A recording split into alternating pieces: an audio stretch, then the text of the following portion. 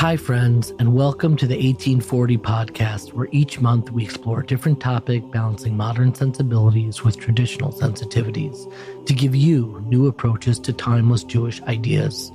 I'm your host, David Beshefkin, and today we are exploring our annual episode on loss.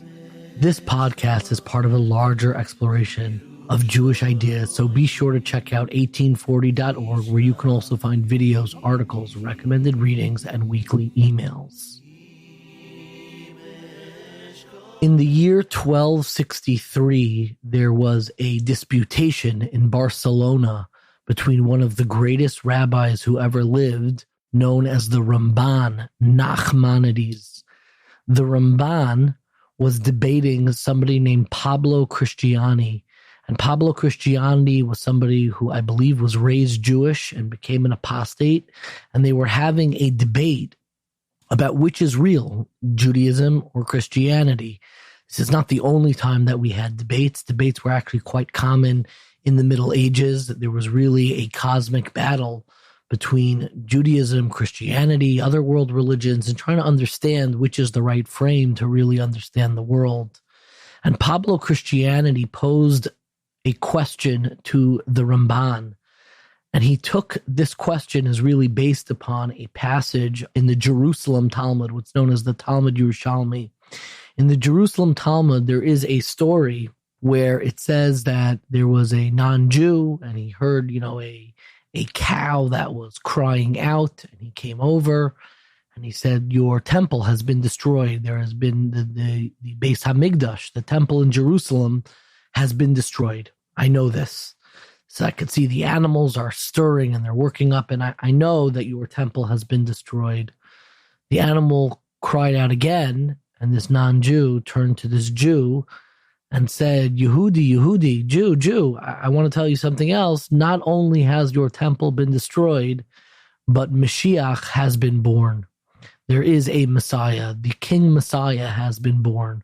This is happening during the destruction of the temple, that in fact, on that day, which is the day of Tisha B'Av, the 9th of Av, was not only the day that was commemorating the destruction of the temple in Jerusalem, the Beis Hamikdash, but it was also the day that gave birth, so to speak, that Mashiach was born. And in this disputation in Barcelona in 1263, Pablo Cristiani posed this to the Ramban and said, we see from this that Mashiach is already born. He's already in the world. It must be that this is referring to the birth of Jesus. This is the question he posed to the Ramban. I don't want to get into the answer of the Ramban. Essentially, the Ramban, Nachmanides, responds by saying, we don't take Medrash so literally. It's not referring to him. And even if it was referring to him, the dates wouldn't work out in terms of when they were born. But I think it's a good question. What exactly does this mean that Mashiach was born, so to speak, on Tisha B'Av? It is a day of mourning where we commemorate the destruction of both the first and second temple. Why would it be that on a day where the exile began is the very day of the birth of Mashiach, of Messiah? And I think to understand this, we really have to ask a fundamental question, and that is, which Tisha B'Av is this really referring to? We usually approach this passage and we assume that Mashiach was literally born on the 9th of Av, and in the context of this passage of Talmud, it seems that he was born on the 9th of Av, meaning in the year that the temple was destroyed, most likely the second temple, which is probably closer to when there would be a tradition from the Jerusalem Talmud that on the day the second temple was destroyed, on the day that the second temple was destroyed, the notion of Mashiach was born. I think that may be why the meaning, and I think the deeper meaning to this passage, is obscured in some ways, because I don't think that this is actually referring to the Tisha B'Av, the day when the temple was destroyed. I think this is something very conceptual, both the birth of Mashiach and the notion of Tisha B'Av, the 9th of Av, being a day that commemorates mourning and loss and destruction among the Jewish people. That did not begin with the destruction of the first temple or the second temple. Tisha B'Av became a day of mourning based on the story that we read of the spies. There's a group of spies that Moshe Rabbeinu and the Jewish people send in to explore the land of Israel, to explore Israel and see the good inside of the land of Israel. And when this group of spies goes in to Israel and they see how difficult it will be to conquer the land of Israel, to have sovereignty over the land of Israel, they come back and they give a very, very damning report about what was happening in the land.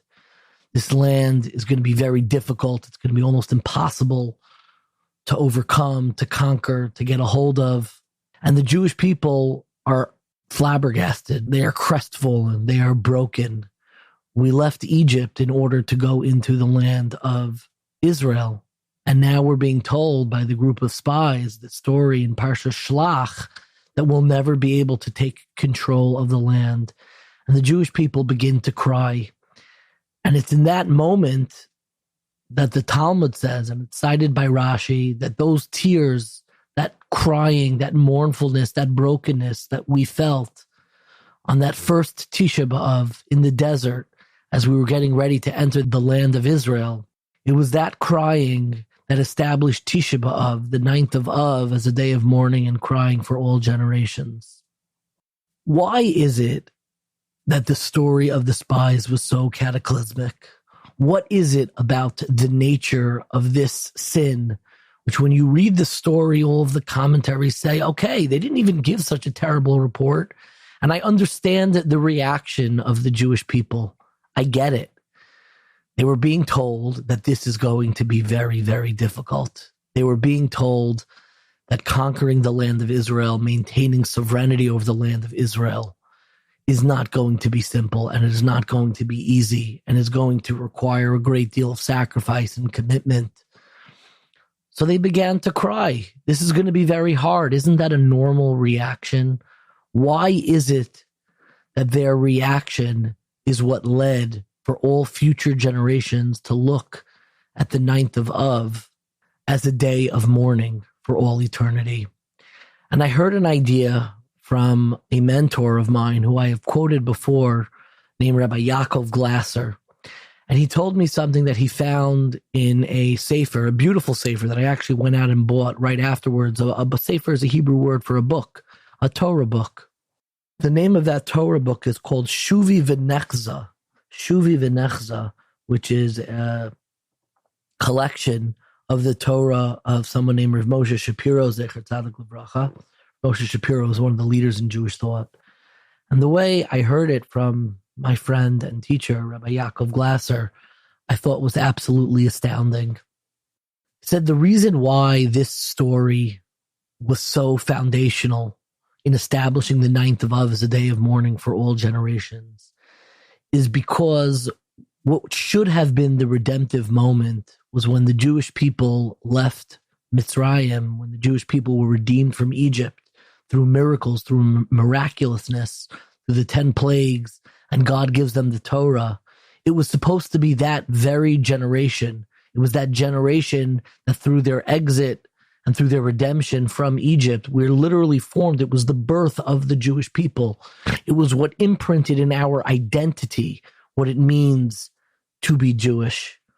That unchosen identity that we are born into, our Yiddishkeit, our Judaism, that in some ways marks us different and we see the world differently. It was supposed to be that very generation that was redeemed from Egypt.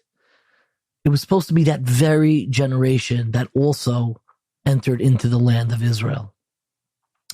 And because of the sin of the spies, it broke up that generation. That the generation that was redeemed from Egypt, the generation that saw the miracles of Mitzrayim, the 10 plagues, the generation that received the Torah was not going to be the same generation that entered into the land of Israel. And the reason why that was so cataclysmic is because it bifurcated the identity-forming event of Yetzias Mitzrayim, of the redemption from Egypt, the foundational event that formed and almost gave birth, so to speak, to the Jewish people as a separate nation unto themselves. It was supposed to be that very act of identity formation, of forming the Jewish people that includes our redemption from Egypt and the giving of the Torah, that entering into the land of Israel, that ultimate redemption was also supposed to be a part of our formative identity.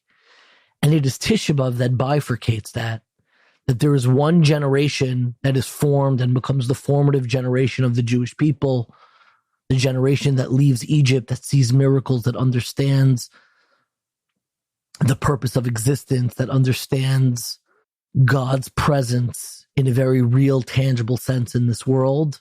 That was supposed to be the very same generation that entered into the land of Israel and understood not just the journey that Jewish identity provides in our lives, but actually the destination. And what Tisha B'Av essentially did is it bifurcated our journey from our destination. That we are born into this world knowing that it is going to be a journey, but we have no idea what the mission is. We have no idea what the destination is. We don't have a sense of trust, a sense of clarity into where we are going, because it was only our redemption from Egypt that became a formative part of our identity, but not our entrance into the land of Israel. It was split apart. It was broken. It was bifurcated by that Tisha B'Av that split up the generations, that the generation that left Egypt was never going to enter into the land of Israel, and that ultimate step of entering the land, conquering the land, and building a society on top of the foundation of the recognition of a purpose to creation, of a meaning to our lives, is always going to be split apart from each other. And that destination did not become inculcated and packed in to the very formation of the identity of the Jewish people. And I've been thinking a lot about that, specifically on this Tisha B'Av, because in a lot of ways, what I've been struggling with, what I think we've all been struggling with, is the mission of the Jewish people. What is the point of this? Where are we going with this? We know in so many ways that there is a difference, that there was a formative event that separated the Jewish people. And yet now in this moment, when our sovereignty over the state of Israel is being questioned, when anti-Semitism has been bubbling up in ways we have not seen in probably half a century, when for the first time in most people's lives, the very existence of the state of Israel is being questioned. Ever since October 7th, I've been asking a lot of people, have the events of October 7th and everything that's come since then, all those moments that I've forgotten about, the letters that came out from student governments 3 days later that seemed so fringe, that took the side of Hamas, a week or two later, watching people rip down posters of hostages, hearing stories on campuses of Jews being marginalized, of subway rides where people are asking, who here's a Zionist? And all of a sudden, we can feel the heaviness, we can feel the burden, and dare I say the baggage of the unchosen identity of what it means to be Jewish. And it's that unchosen identity that was formed after we left Egypt. In that formative moment of the formation of the Jewish people, when God takes us out of Egypt, the story that we read every year on Pesach, we know instinctively that we are on a distinct journey. And what Tisha B'Av reminds us is that unfortunately, the greatest product of exile is that we have no idea what the destination is. We no longer understand and really viscerally have a vision for what the purpose of the Jewish people are. What's the end game to this story? What's the end game to the state of Israel? What is the end game in those cosmic questions that we're seeing unfold, that we're seeing wars being threatened over religious identity, over the Jewish state? And the question that I've been asking and grappling with since October 7th is, have you felt more doubt or have you felt more clarity? In some ways, I have felt a tremendous amount of doubt. I felt a tremendous amount of doubt of trying to really understand how this all plays out, How do we reconcile with our neighbors who seem to want to kill us? How do we reconcile with ourselves when there seem to be such disparate visions of what Jewish identity is for, where it seems that the only thing that actually unites us is anti-Semitism, when we are reminded of our collective fate and our collective difference? And every time we're reminded of our collective difference of anti-Semitism, we fight back, but there's still something missing, something absent at the core, because we know, as we've repeated over and over and over again, the purpose of Judaism is not to fight anti-Semitism. We fight anti-Semitism in order to focus on the purpose of Judaism. And the fact that we're not 100% sure what that purpose is in this very moment is the product of the exile, is the fact that the entrance into Israel, into the land of Israel, is not a part of our formative identity, that there was a break and a bifurcation between the distinctness of the Jewish people and the actual destination of the Jewish people. Those are two different generations. And this, I believe, is in some sense what it means that Mashiach was born on Tisha B'Av. Because if Mashiach is anything, it is the recognition of the divine purpose of the Jewish people, and through that divine purpose of the Jewish people, ultimately the divine purpose of the world. And we don't need to be afraid anymore of talking about Mashiach and Messiah and redemption and the end of all this. These are questions that occupy all of humanity. If there's anything that the last months have taught me, it is that we are still processing the trauma of secularization. We're still processing the trauma of modernity, of a world without an obvious purpose. And if Mashiach is anything, it is the recognition and the ability to embrace that each of us, both on an individual level and a collective level and on a cosmic level, serve a purpose. We are on a mission, and everybody has a role to play. And we are only able to step into that mission. We are only able to hope for the realization and the understanding of what that mission truly is, because of Tisha B'Av, because we don't know what the actual destination is, because it is a different generation that's going to enter the land of Israel than the generation that was formed through our redemption from Egypt. And it's something so interesting, because in our prayers, we always talk about and describe God as the God who took us out of Egypt. We always talk about the God who redeemed us from Mitzrayim. And I don't believe anywhere in any of our prayers do we describe God as the God who brought us into the land of Israel, because that destination and what that means is ultimately the most messianic and redemptive realization of what exactly the mission and the purpose of all of this is. That if we truly knew our purpose, if we truly knew the destination and the end game, that is the realization of Mashiach. It is the connection of the generation that was formed distinctly through our redemption from Egypt, and connecting it and healing the wound of Tisha B'Av by connecting that generation to the generation that ultimately realizes our destination.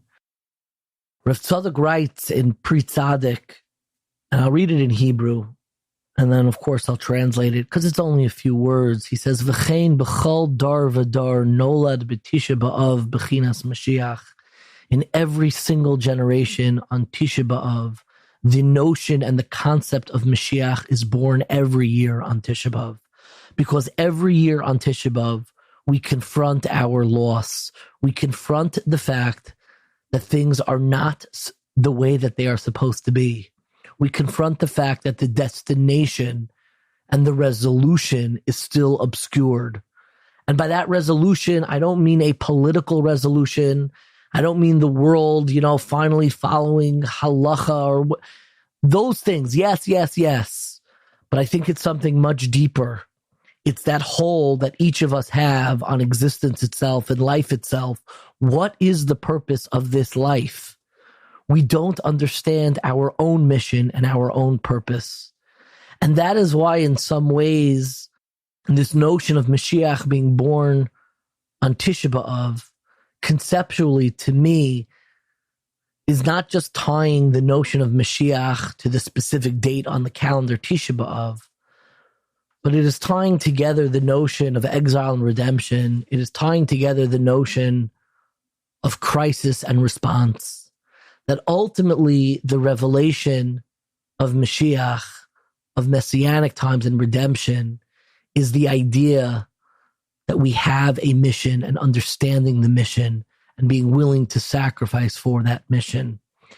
And that is why, specifically this year, on the Tisha B'Av following October 7th, on the Tisha B'Av following a year filled with such confusion and also filled with such certainty, in a year where headlines and the conversations in the news and in the media and in the headlines are about the Jewish people and talking about us as if we're a real thing, as if there's really a God and as if there's really something at stake. That disputation that took place centuries ago in 1263, we're still involved in a cosmic disputation. It's not with an apostate and it's not with another religion per se, but it's a disputation where we are still trying to figure out what is the purpose that will help us heal from this crisis and this trauma. What is the clarity that will resolve this doubt? And it's specifically in the Tisha B'Av following October 7th that it is truly a privilege to speak to a family that I believe confronted these questions. The Perez family, whose son Daniel, Hashem yikkom damo, may God avenge his blood and his life, was murdered by terrorists while he was trying to protect the Jewish people. He embraced the mission. He was one of the first people on October 7th, early in that morning, who went out and heard that the Jewish people are under attack. And I don't know what he said, I don't know what words he used, but the way that he lived, the duration of his life, that likely ended on that very day, his response evinced the confidence that we do have a mission. He knew exactly what to do. And from the ashes of that crisis, of that exile, of that Tisha B'Av that is still reverberating through the Jewish people and through the world, he stepped into that messianic awareness of knowing your purpose on this world and being ready to sacrifice for it. And this is a year of a tremendous amount of pain and loss, and there are so many stories about this. But I didn't just want to tell stories. I wanted to highlight how a family peers through the window of crisis, of exile, of pain and loss, and how that changes the very fabric of a family.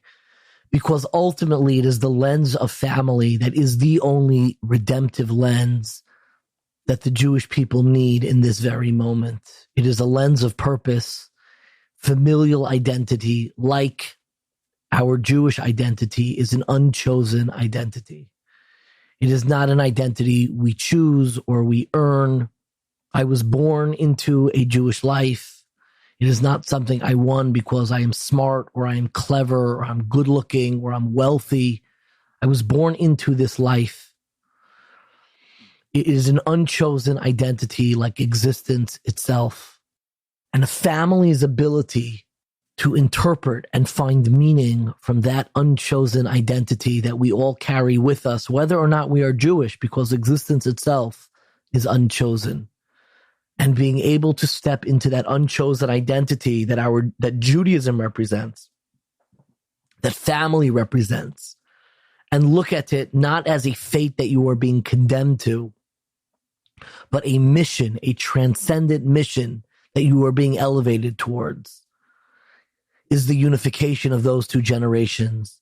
The generation who was redeemed from Egypt, not because they were so righteous or so holy, they were on the 49th level of impurity. but they were redeemed anyways. It was their unchosen identity that formed the Jewish people.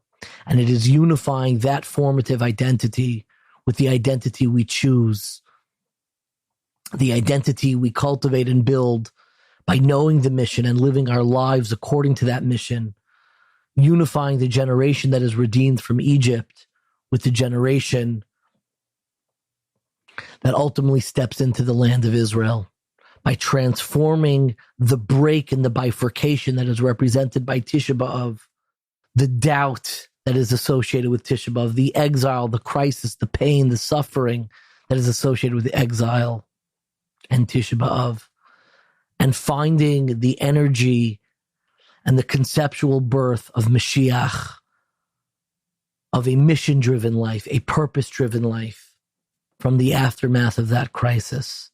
And that is why I am so privileged, and we are so privileged, to speak to a family that confronted in the very reality of their lives. It's not a story. It is a family that is building meaning from watching a child and a brother, a sibling, die al Kiddush Hashem. It is the year 2024. And we have Jews who are dying protecting the Jewish people. I can't think of an imagery that better describes the notion of Mashiach being born on Tisha B'Av, of a life that is able to fully step into the seriousness of the mission and the seriousness of existence, and realizing that mission from within the very moment of crisis. So it is our greatest privilege to speak to an incredible, awe-inspiring family who knows what it means to lose a loved one, who knows what it means to feel the bonds of familial identity feel absent, but also knows what it means from within that absence to taste, to see even from a very far distance what it means to have a mission, what it means to redeem, what it means to protect, what it means to really sacrifice for something beyond ourselves. So without further ado, it is our privilege to introduce our conversation with the parents and siblings of Daniel Perez. Hashem yikkom damo. May God avenge his blood, and may his life and legacy continue to inspire, no matter how grave the loss, through his path, stepping into the land of Israel, stepping into the mission and embracing the mission, showed us a little bit how from within the exile, we can also find redemption. It really is a privilege to speak to a family who knows firsthand what it is to mourn, what it is to go through the pain that I think the Jewish people collectively, to one degree or another, have been through over the past almost year. And that is why it is my incredible privilege to introduce the Perez family. And we have with us Doron Perez, who is the leader of Mizrahi. We have his incredible wife, Shelley. Thank you, Shelley, for being here. And we have two of his daughters, Adina, who's here. Thank you, Adina. And finally, the last daughter, Shira. Okay, this is not the first time that we are talking and sharing your story. There is something, I think, important about the fact that we already had a conversation when your son, Daniel, of blessed memory, we didn't really know what his fate was. We were kind of in a period of limbo.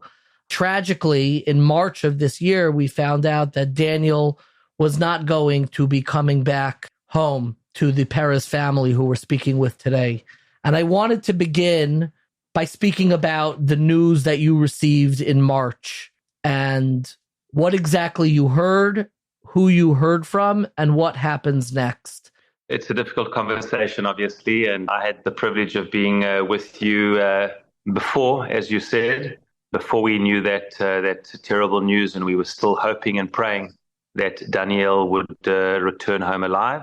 And we're in a very different situation now where we're hoping and praying that he will return home for a Kever Yisrael. In fact, we just finished, it's actually a little bit difficult at the moment because we just finished now We got a family update from the military intelligence of what they know until this point. And it's tough. It's tough. We're sitting here today, I think it's day 305 that we're doing this interview a few days before Tisha B'Av.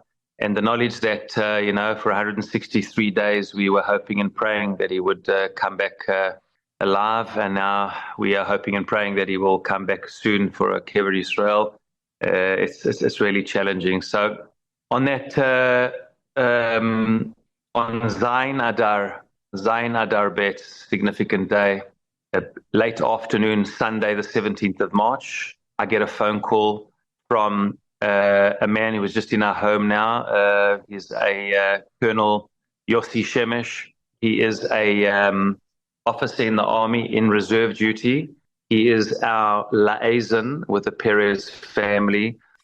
He's from the hostage and missing persons department of the IDF, which thankfully has been very quiet for many, many years, and unfortunately very, very busy. So since that first Thursday of in October, we heard the news that Daniel, he's been with our family now for almost 10 months. He's part of our family. I've seen him twice today. I speak to him every day, and he's the army liaison. So he phoned me in the late afternoon of Sunday, the 17th of March, Zayin Adar Bet, to tell me that he's going to be coming to the home and just making sure that I'm going to be at home. I could sense from his voice that it wasn't a regular call. I said, Yossi, are you coming on your own? He said, no, he's coming with one of the members of the Israeli intelligence, who was actually also just now in our home. And I said, sensing that things were not good, I said, Yossi, is anyone else coming with me? He said, yes, there are some others. I said, Yossi, do you want to tell me what it's about? He said he prefers not to. At that point, I understood it was really, really bad news, possibly the worst news. I was hoping that maybe it would be not as bad as that. I came home. Our son, Yonatan, came home as well with his wife. They were in the area.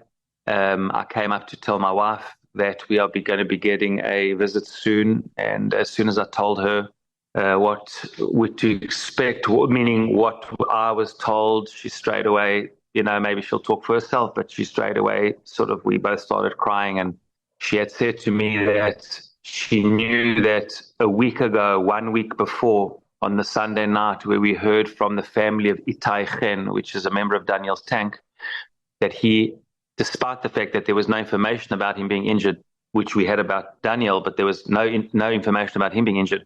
When he was told that he was deceased, the family was told that Itai Chen from Daniel's tank, based on evidence from new footage that had been retrieved from interrogations and from terrorists, that indeed, unfortunately, Itai Chen, Hashem, yikkom, damo, had been killed already before he crossed over the border. That was a very, very difficult moment, to hear what had happened to a tank mate of Daniel's, the family that's become part of our family, but obviously also our concern for our son Daniel, who was in the tank right next to him, who had been signs that he had been injured, so it didn't bode well for us. But we did get information that evening the next day from the army that there's nothing in those sirtonim, in those videos, which say anything about Daniel.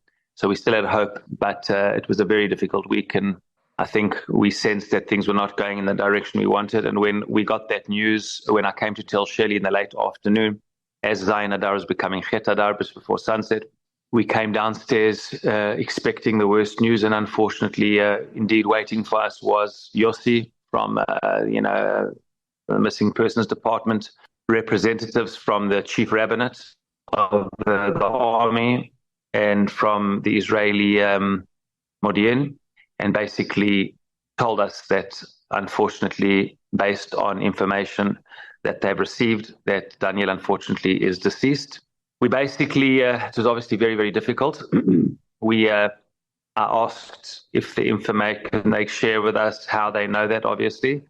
They asked us how, and basically, based on unequivocal evidence in videos on that day at around noon, there are videos from the eastern Gaza City suburb of Sajaya, where Daniel is seen to have been, taken Daniel is seen to have been taken hostage, and he is deceased. And they said, after I asked more penetrating questions, they explained that it's definitely Daniel in these videos, and he's definitely, unfortunately, deceased.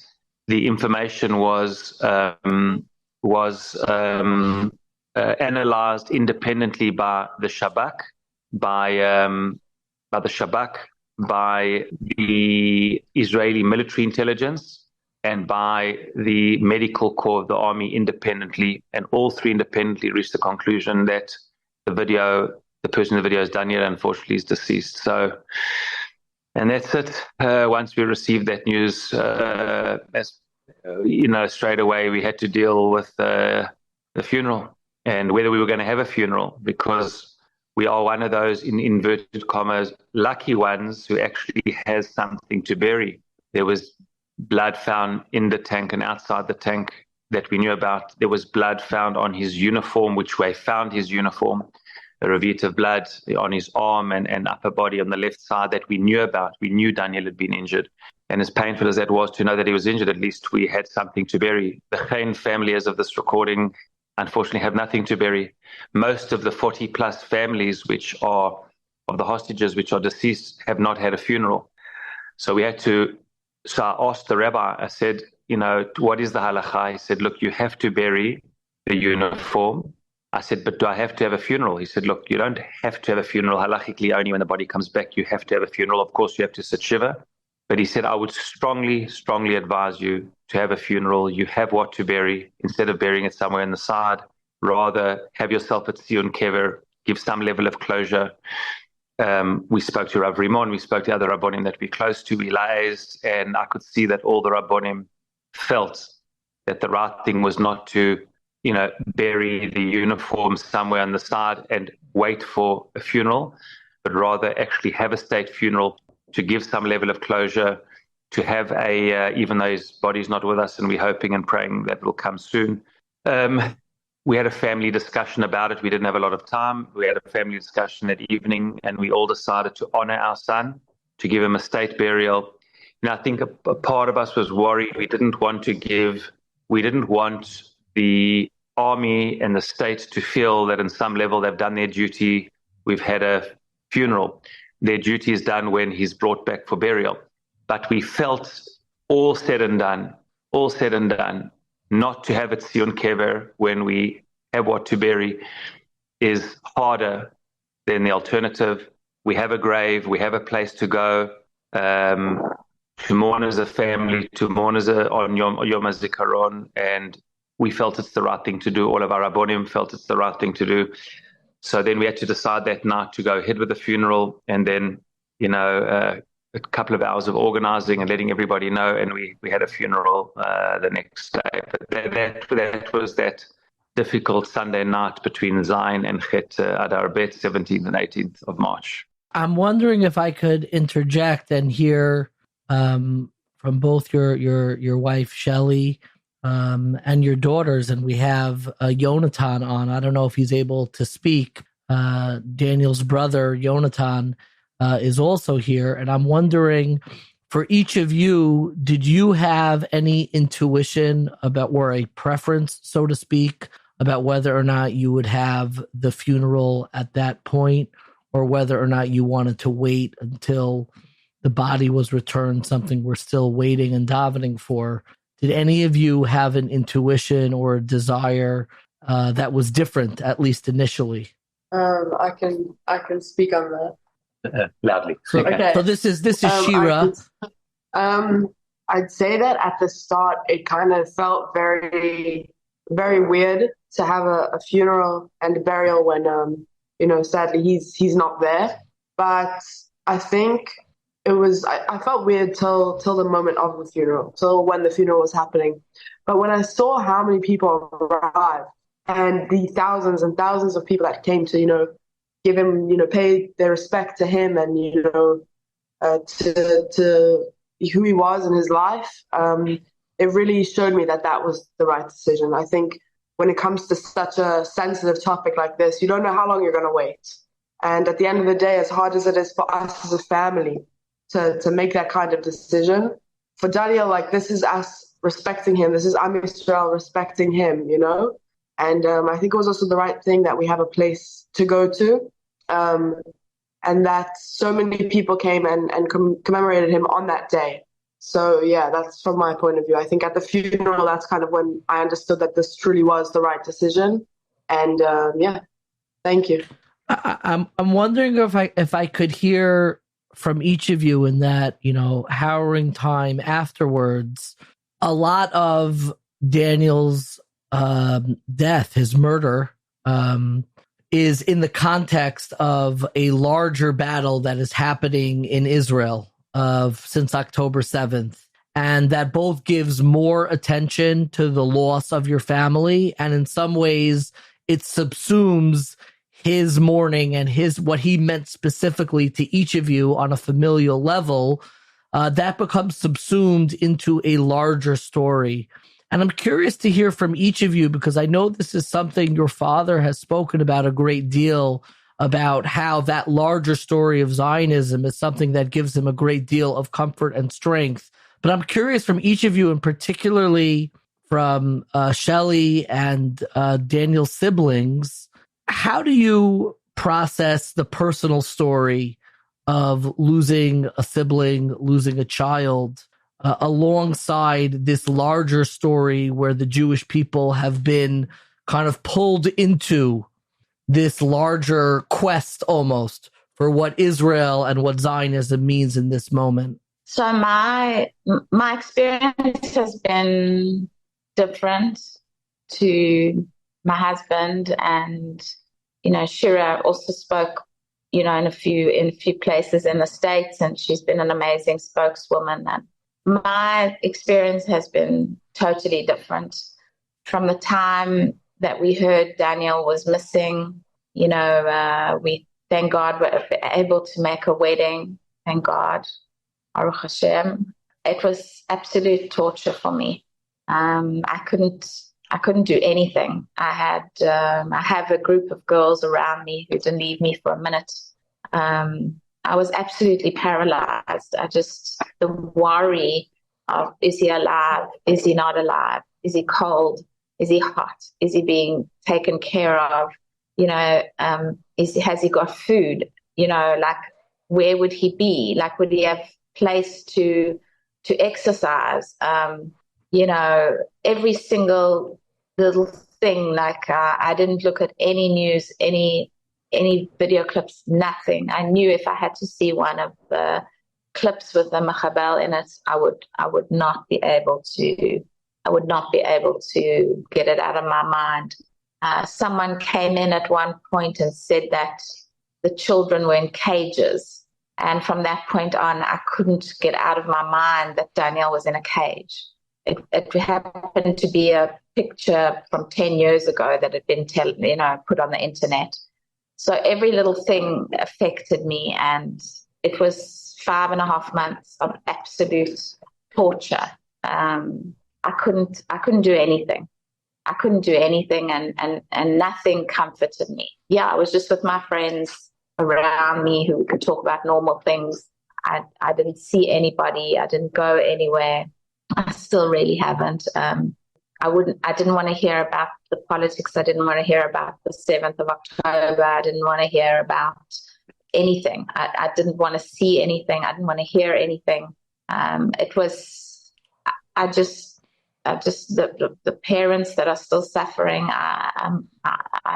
my heart is broken for them. And when I heard the news, I felt so guilty because something lifted off of my chest. I felt relief, and it was just instant.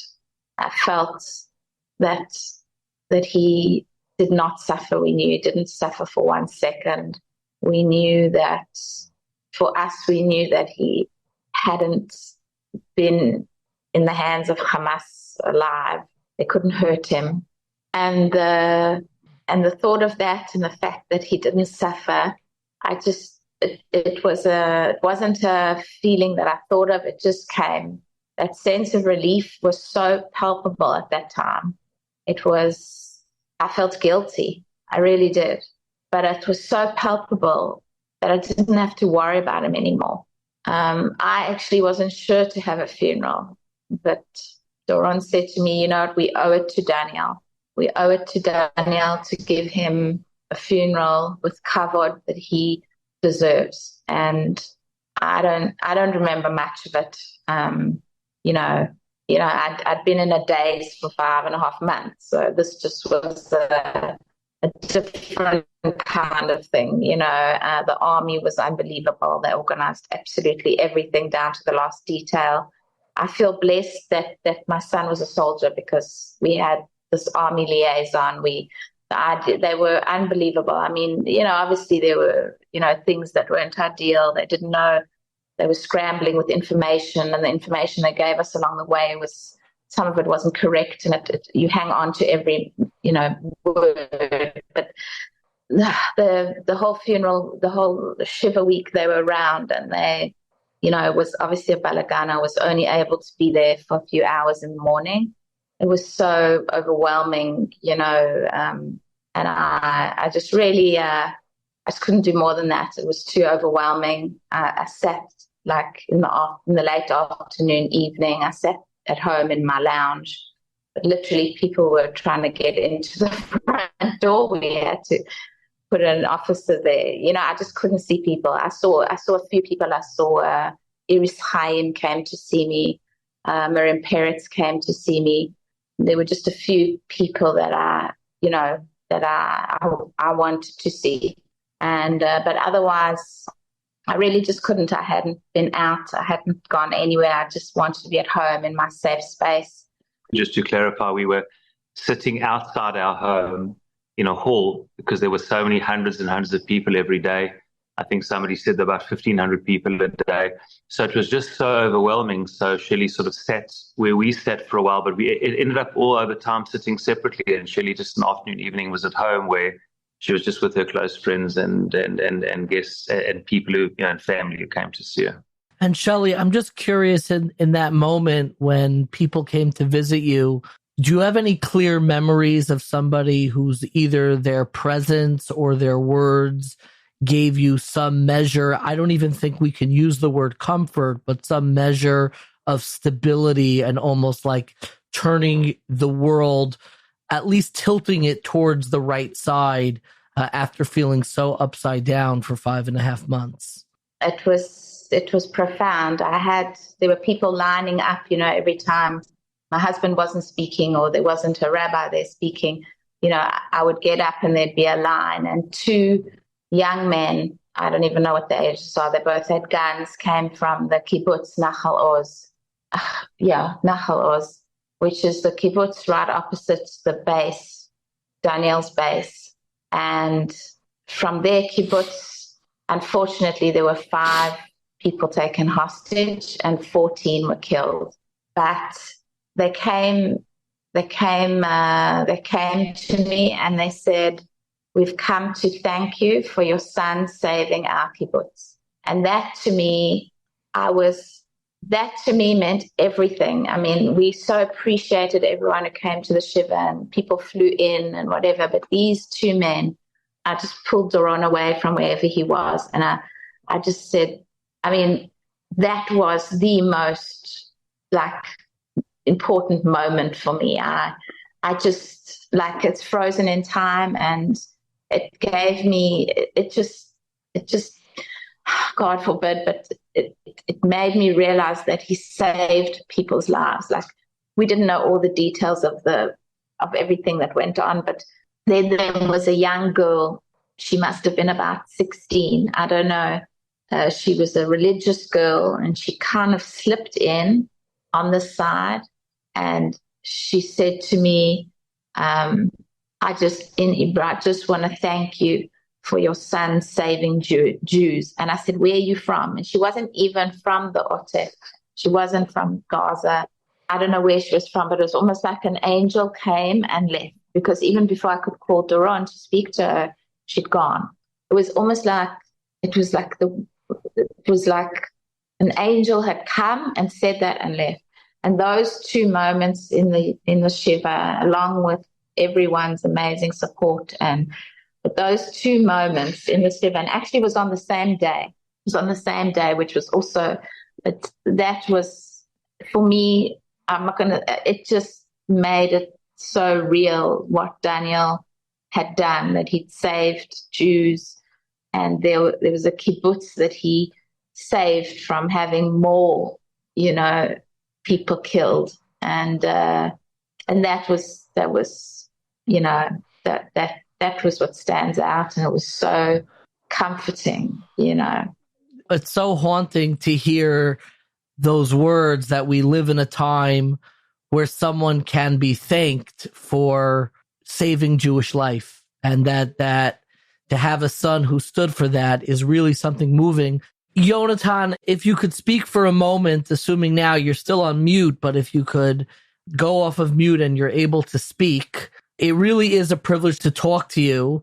And, I'm wondering, in many ways, you became the alternative half of Daniel, given your connection. You were both fighting. You were injured when we didn't know where he was, and you got married literally as he was gone. I'm curious for you, does the fact that you were such a parallel in this story, does that make it easier or harder to talk about it, given your closeness and proximity and almost the mirror image of what happened to your brother Daniel?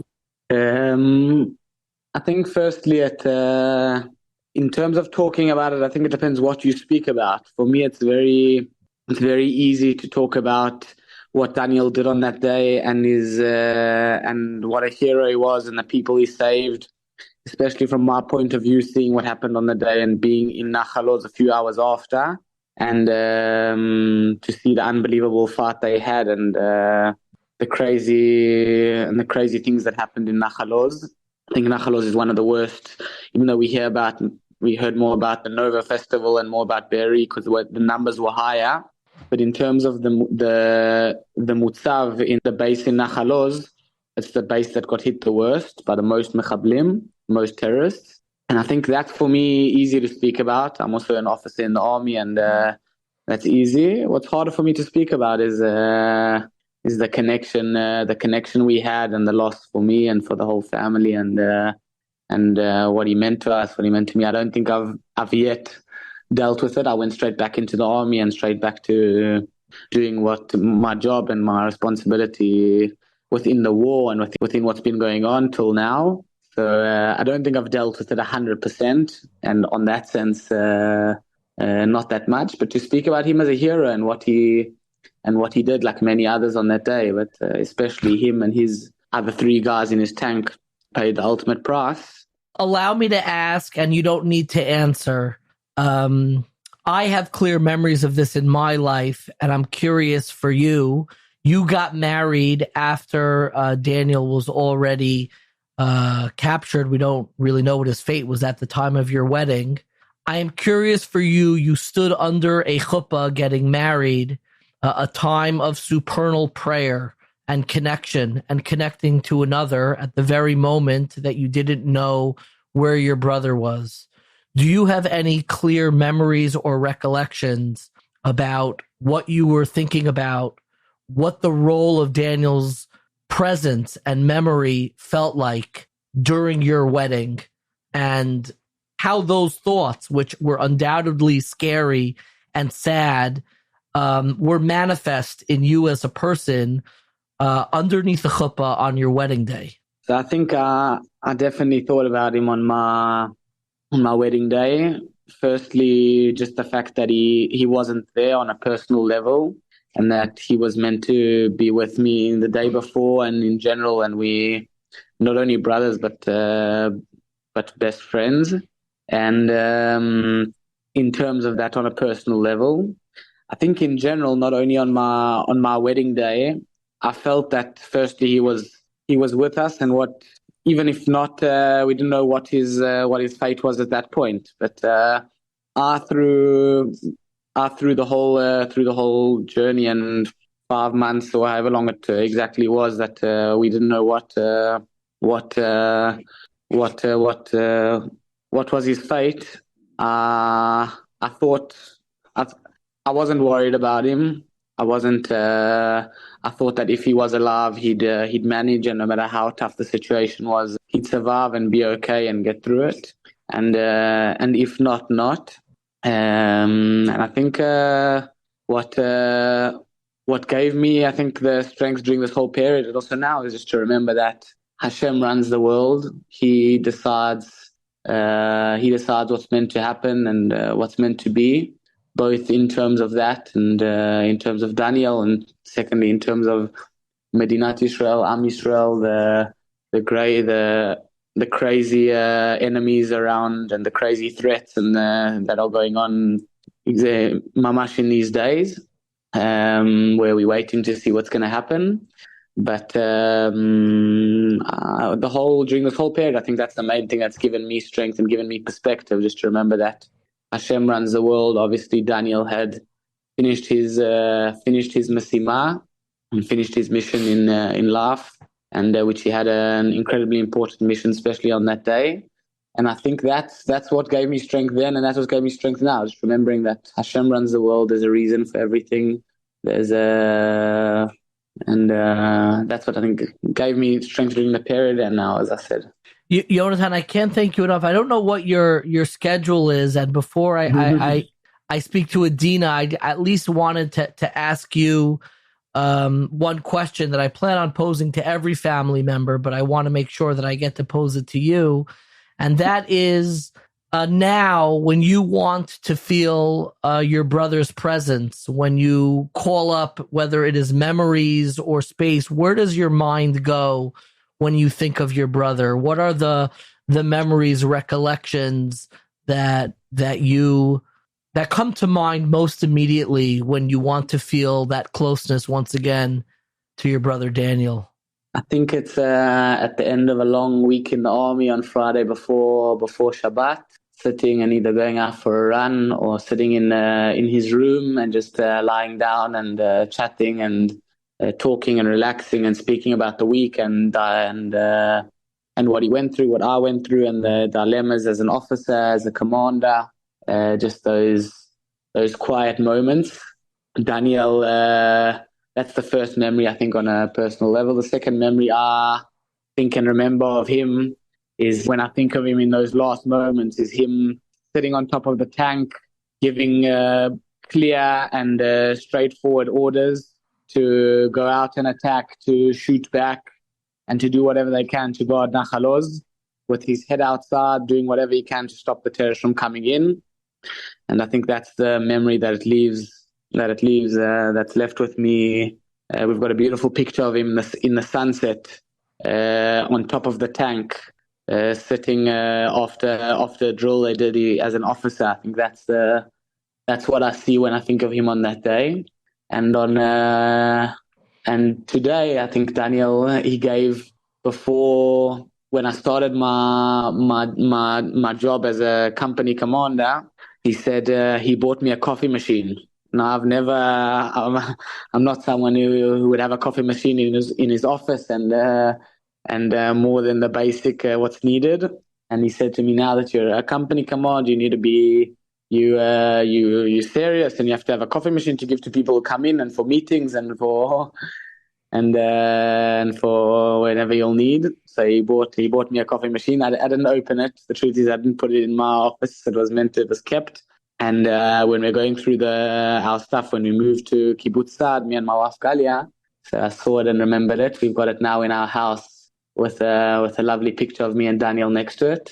That is so, so beautiful. And Emir Hashem, God willing, when the Jewish people are all reunited in the land of Israel, I hope that it is that coffee machine that, wakes up weary travelers and people. That there's something very sweet about that you have that gift to wake us up, which is really so much of what his life and legacy is all about. I can't thank you enough for sharing that, Yonatan. I have to say, it's not the highest quality coffee machine, so I don't know how long it will last. But we may have to buy a new one of the same type. But yeah, please God, 100% I agree. Thank you for sharing that, John.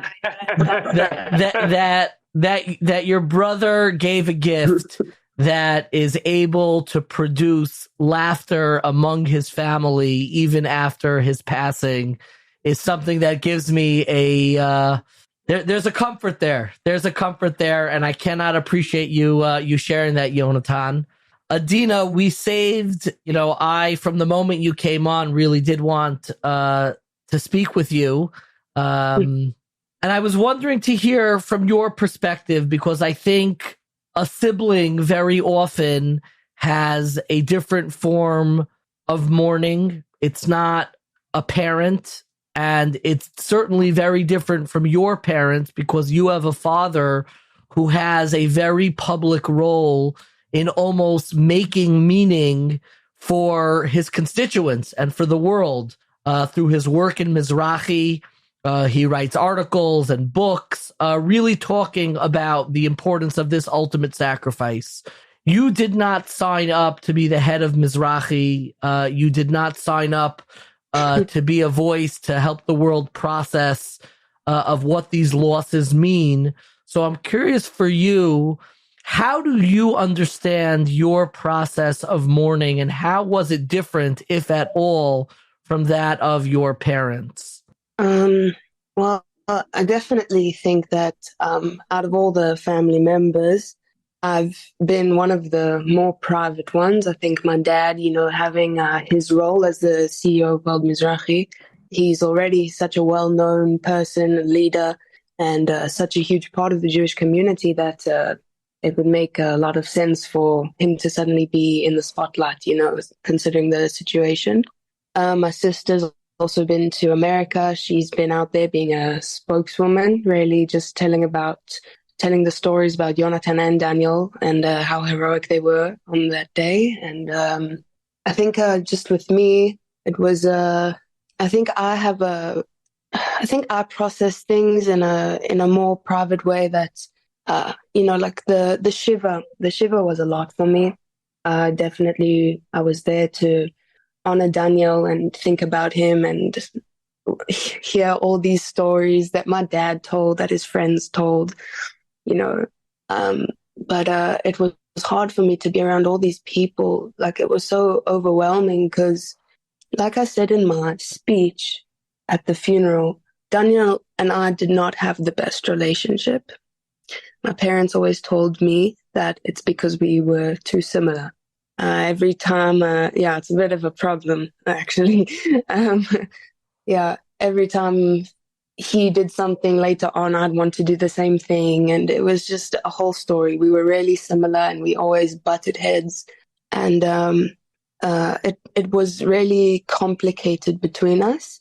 But I knew that at the end of the day, he would always be there if I needed him. Like, I could call him if I needed him. And he'd call me before Shabbos and ask me how the week was, how I was. And, we talk about him in the army and what he's been up to. I have one specific voice recording that I listen to quite often, actually, since the war. It's just him. I was complimenting him on one of his videos he made for the South African community, giving him a bit of an ego boost. And he was like, thanks, I really appreciate it. How you been?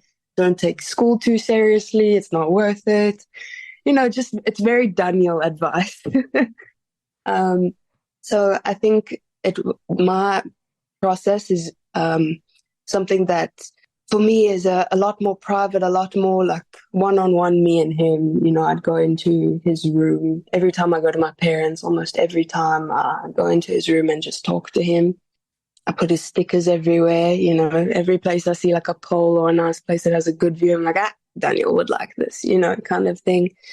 And I think, I don't know if it's similar to my parents or my siblings, but I think it's that's the main way I process. And it's also very difficult seeing my parents because I've lost a sibling and I can only understand what that feels like, and it hurts.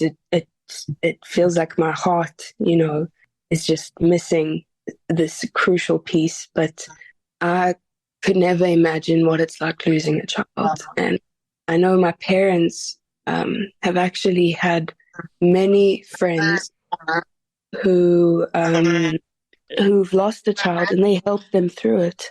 and I don't think they ever thought it would happen to them. So I think it's really hard, and I can't even begin to imagine how much pain they feel. I feel my pain just as Daniel's sister, as his sister. I can think about our relationship, but my mom, she brought him into this world, and they're the ones who brought him up, and I think that's a different kind of pain, and it kills me every time I see them, whether it's crying or just talking, and I see how hard it is for them, but they're both so strong, and they both are still giving us so much strength, even in this hard time, and I think that's just incredible, and not everyone can do that. So I think my parents are definitely going through it. I think we all are. Adina, if you'll allow me to ask you, and I'd also like to hear from Shira on this, you're growing up in a home now where you had a brother, Daniel, who died and was killed under the most heroic circumstances. What your mother recalled, someone who died saving Jews. I mean, there's not much more to say about a life that is dedicated to a more transcendent cause and purpose. And I'm curious for you as siblings, how does the heaviness and the weight of how he passed and the circumstances and the context of somebody whose life was taken because he was defending Jewish people, there's something very large about that, and almost it can be overwhelming to think about. And I'm curious how you process that in your own life. Do you feel a measure of pressure now to do something heroic, to do something different? How does that affect the life of a sibling when you want to carry on and honor their legacy and what they gave up their lives for, but it is something that is so oversized? I'm sure the memory and his presence continues in your home. And I'm curious, as siblings, how that memory is going to affect, or how you see it affecting, the decisions that you make for how the rest of your life is going to unfold.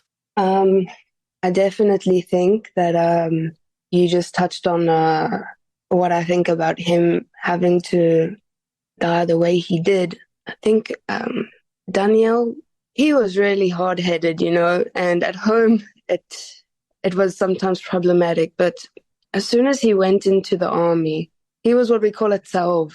He just loved the army, everything about it. And all he wanted to do was just do his best, win every run against his commanders, do everything he could to just prove he was the best, And thing is that that same morning, Daniel, being who he was, he understood what his mission was. And, we heard from someone who was at that base in the morning, and this person was, I think, a medic, if I'm not mistaken. And he said Daniel's team was the first in the morning ready to go on the 7th of October.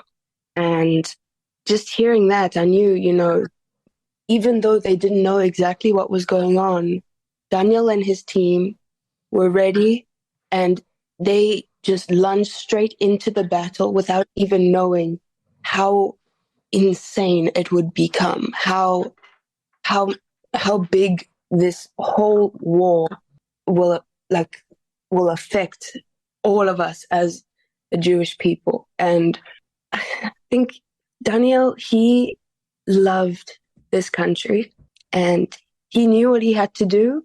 And I think it is such an honor to, first of all, call him a hero of Israel, but it's an honor to have a brother who sacrificed his life to save countless Jewish lives. And I think that is the way, if he had the choice, that is the way he would want to go out, because that's who he was. He was so Zionistic. He loved this country. He loved the Jewish people, and he loved everything that he could do. And he wasn't just a guy going into the army to get through with the 3 years, however long it takes. He loved being there. He wanted to make a difference. And not only did we hear that from all his friends and the soldiers he was with, we actually the army retrieved all his belongings and brought it to my parents' house. And in there was a notebook that he wrote in almost every day. And on the first page, he writes, why am I here? Like, why am I in the army? And he talks about the Holocaust. He talks about how us as a nation, as the Jewish people, how we have suffered and how we've always stayed so strong. And the sentence that caught everyone's eye was around the bottom of the page. He said, "Mi im lo ani." If not me, then who will do it? They've changed it a little bit but the way he wrote it was "Mi im lo ani," which means if not me, then who? And I think that's just really who he is. He thought, you know what, even though there's so many people doing it, I'm going to do it, because if not the way I do it, no one will do it like me. Daniel was a leader. He led his soldiers into battle that day, and they fought like such heroes. And I think there is no better way there's no better way for it to have turned out in a sense of him leaving this world. Adina, it's incredibly powerful. Allow me to push, because I also want Shira to weigh in on this. I mean, your description of Daniel in a way only further concretizes the question I was getting at, which is, do you find the memory and just the transcendence of his of how he left this world, does that empower you, inspire you, or is it too much that you want to make, does it give you faith or does it shake your faith? Sometimes you have somebody who lives a life in a certain way and it feels unreachable. It seems unmanageable. It seems that I can't do this in my life. So when you think of his story, is it something that gives you strength for your own life? Or are you saying that, he did this for all of us, but I don't know that my life could sustain that type of heaviness in my own life? To be honest, asking me this question now, I have a different answer from probably what I would have had in the beginning of this war. In the beginning, I would have told you, I don't want to do anything. I can't do anything he did. I was in such a bad place. I didn't know what to do with myself, There was just so much we didn't know. And all the new information we received was just bits and pieces, and we couldn't put together what really happened and, all of that. And I think how I felt is I just didn't know what to do with myself. But, now, after finding out what happened after the 5.5 months and his story and the way he fought, I'm actually so proud to say that it gives me so much hope. It gives me so much faith in Hashem and in the things that we all do in our day-to-day lives. I think on the 7th of October, there were people who were just sleeping, people who were skydiving, but Daniel on that day went and sacrificed his life, and he fought like a lion. He fought so well, and his story just inspires me so much. And, the same night, the news of his passing, I wasn't there when the army, when the commanders from the army and from Modi'in came to my parents' house. I was somewhere else, and my dad called someone to drive me over. And on the whole way there, I was thinking the worst. And when I got there, I ran inside and I saw all these people from the army, and I saw my dad and my mom, and I just asked them, is he dead? And one of them nodded their head, and I just collapsed on the floor. And so when we received that news, I didn't know until I got there and it was extremely painful, and it, I felt my heart breaking. My mom actually came and held me, and the first thing she said was, "He didn't suffer." She Wow. kept repeating it to me. "He didn't suffer. He didn't suffer." And as heartbreaking as it sounds, I felt like a weight had been lifted off my chest. Like, I don't need to worry about him anymore. I don't need to worry if he's in some tunnel and it's dark, and if he's alone, and if he can't sleep or eat or drink. And I just felt this relief, like, I don't need to worry about you anymore, And that night, I went out on the patio and I sat there and I made a promise to Hashem and to Daniel. And I promised him that I would keep on living for him, because I know it was Hashem decided it was his time and he completed his mission in this life. But I told Daniel, I'm going to live for you as well. And I'm going to do things in your name, and I'm going to honor you, and I'm just going to keep going, and you're going to be my rock. Even though you aren't here, you are going to be my rock when things get tough. And I made that promise to him and to Hashem. And since then, I haven't gone back on it, and I never will. I don't think I could ever achieve what he did. I don't think I ever could have done what he did. But I have my own ways, which I've tried to honor him. I do some art, and I make I've made a few pieces in honor of him. I hope you could share some of those when you're ready and comfortable. It would be a real privilege to be able to share some of that art. And I'm so moved by this, vision, by this imagery of you on a patio, thinking about your future life and making that promise to the absence of Daniel, almost the presence of his absence in that moment, and speaking to HaKadosh Baruch Hu and to God. There are a few times in life where you really are able to confront the mission of life, and the way that you speak. I'm sorry to interject. I'm sorry to interject. I'm the mother, so I just want to say that Adina is the most insanely talented artist. She's being very humble. And I have to say that, Daniel's heroism in his own way was his heroism. But I have to say about all my children that they have been absolute heroes. And Adina, as she says, she processes things quietly, probably more like me, but all my kids have stepped up, and I've just seen each one of them in their own way, their heroic way, what's come out. And unfortunately, there have been many Berakhot.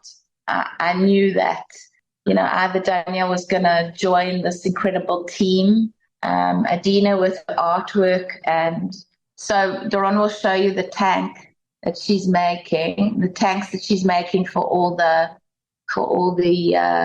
family members, friends, etc. And this is just something very, very small, that she's doing, and so creative, with a screw and a nut and a piece of bicycle chain or that Nachal Oz. And she made 2 tanks, one for Doron and one for herself. And those tanks have got a piece of Nachal Oz. And the way she's expressing her artwork for Daniel, there's also Israeli maps of Israel, which are incredible. She's incredibly talented. So Adina, the offer is on the table. For real, if you want to share your art and get a wider audience, okay, there you have it. Hineni, I'm here for it. I just wanted to say, Mommy, Mom, this is about Daniel, not about me. No, but I'm saying It's all about you. it's all about you, Don. No. But it's all been about Daniel, but now it's all about you. I just want to say that in your own way, in your Adina way. You're not Daniel, you're Adina, and what you've done. And also she's made artwork for me in the week that we heard about Itai Chen, that he had been, killed on the 7th. We were finished, and she made me the most unbelievable, breathtaking piece of art, a ballerina out of metal, and I have it in my kitchen. And so, Adina, you are a hero. You're not in a tank, Baruch Hashem, between Nahal Oz and the Geder of Gaza, but you are an incredible hero. Okay, Adina, I'm with you. I'm gonna regain control of this conversation. We almost went off the rails there. Yeah, it's very rude to interject, mother. No, mom has a free pass. She's always allowed to jump in. She's got a free pass.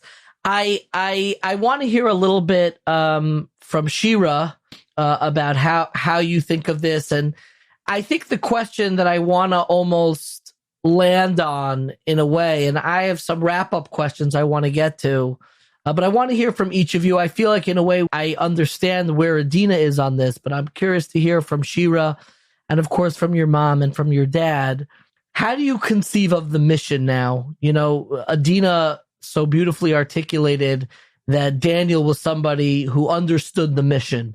He understood the mission. He was very mission-oriented in his life. How did his passing affect the way you reflect on your mission in your own life? So I'd say for myself, I'm 16, I'm in school, and at the start, I think it was very hard for me to navigate, like, what can I do? Because you feel so helpless. And about a month after the war started and we heard that Daniel was missing and then taken hostage, a group of rabbis and leaders from schools in New York, in the States, came to our house, sat in a circle outside in our garden, sitting with my dad, speaking to him.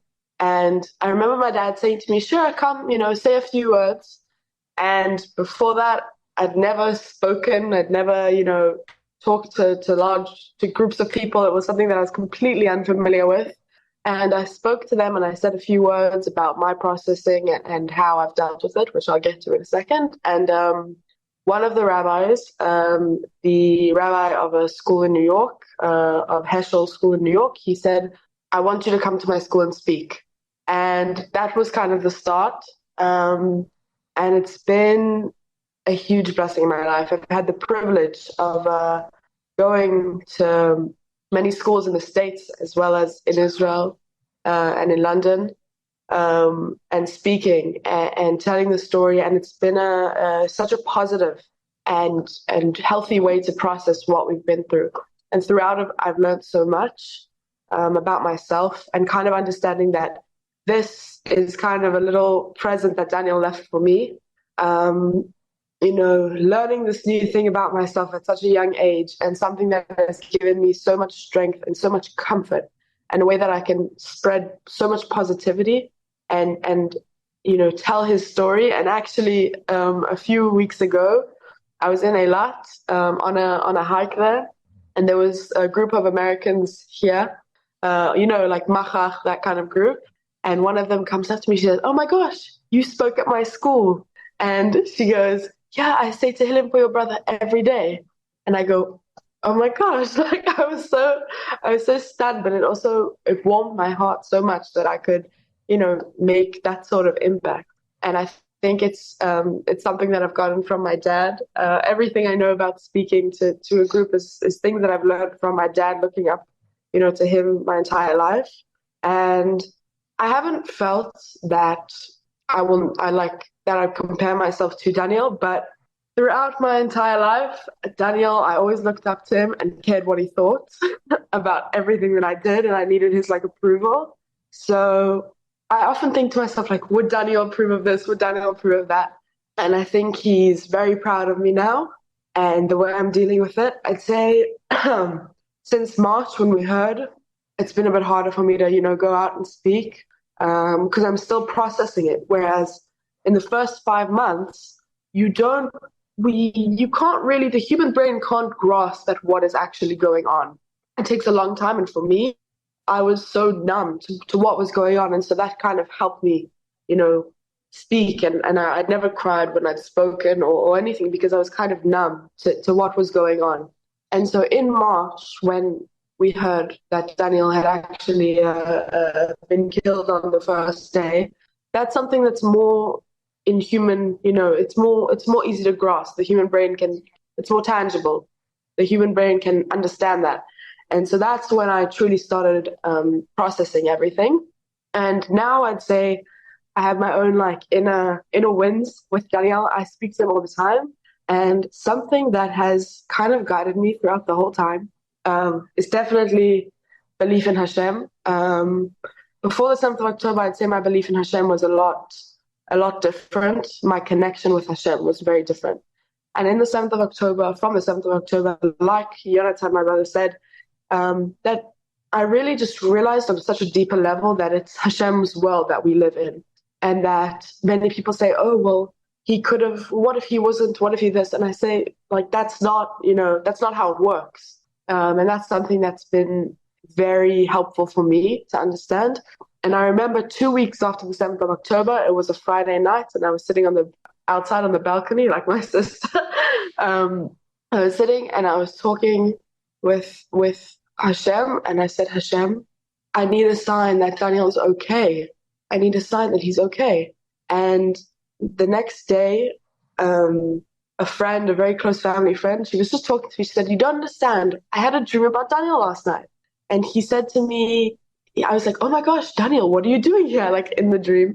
And he said, she said, how are you? Are you okay? And he said, yeah, I'm okay. Everything's okay.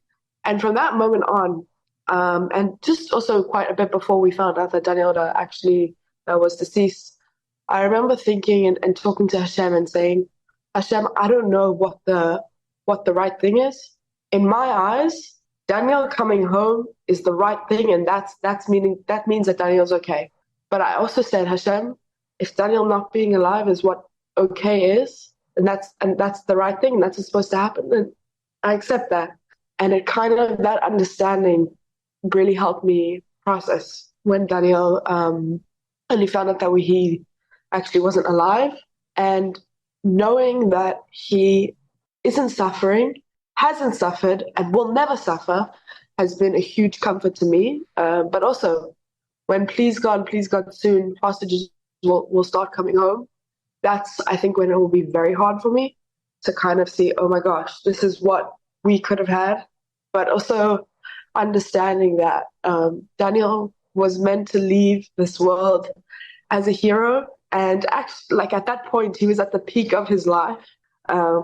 He was ready. He was ready to fight and ready to do everything for his country.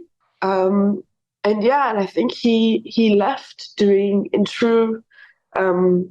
with true heroes. And I think, as Adina said, that's the only way he would have wanted to, leave this world, saving others and taking all the skills that he'd learned in his couple years in the army and using all of them on that day. And actually on that day, he said in the what's being said in the tank is recorded, and we heard it as a family. He says, we have to do everything to make sure there are no hostages. So at 7:30 in the morning, he understood what was going on, as much as he could. And you heard that recording, a recording of his voice in the tank exists. So it does exist. Actually, on that day, I didn't hear it, but my family did hear it, and we have an option to go to it. Sorry, can I interject just for that, about the tank? I was there with my father, my brother, Yonatan, and his wife, Galia. We went to listen to the recording of the tank. It was about 3.5 hours.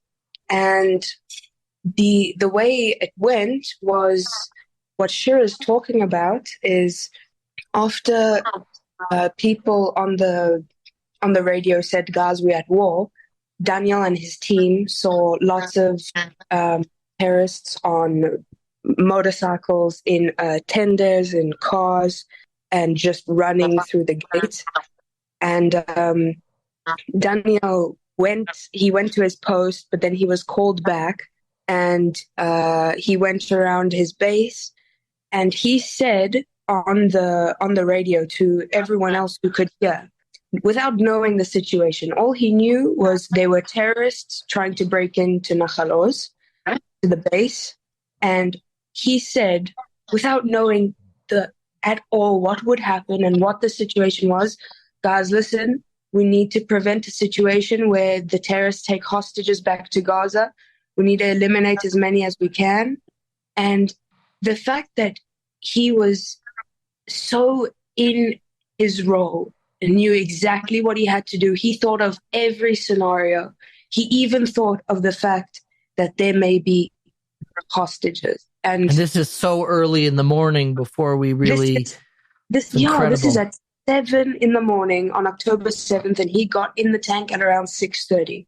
This just happened so fast, and like he just knew to say that, and look where we are now, So Shira, you can continue. Yeah, he knew the mission. Shira, please continue.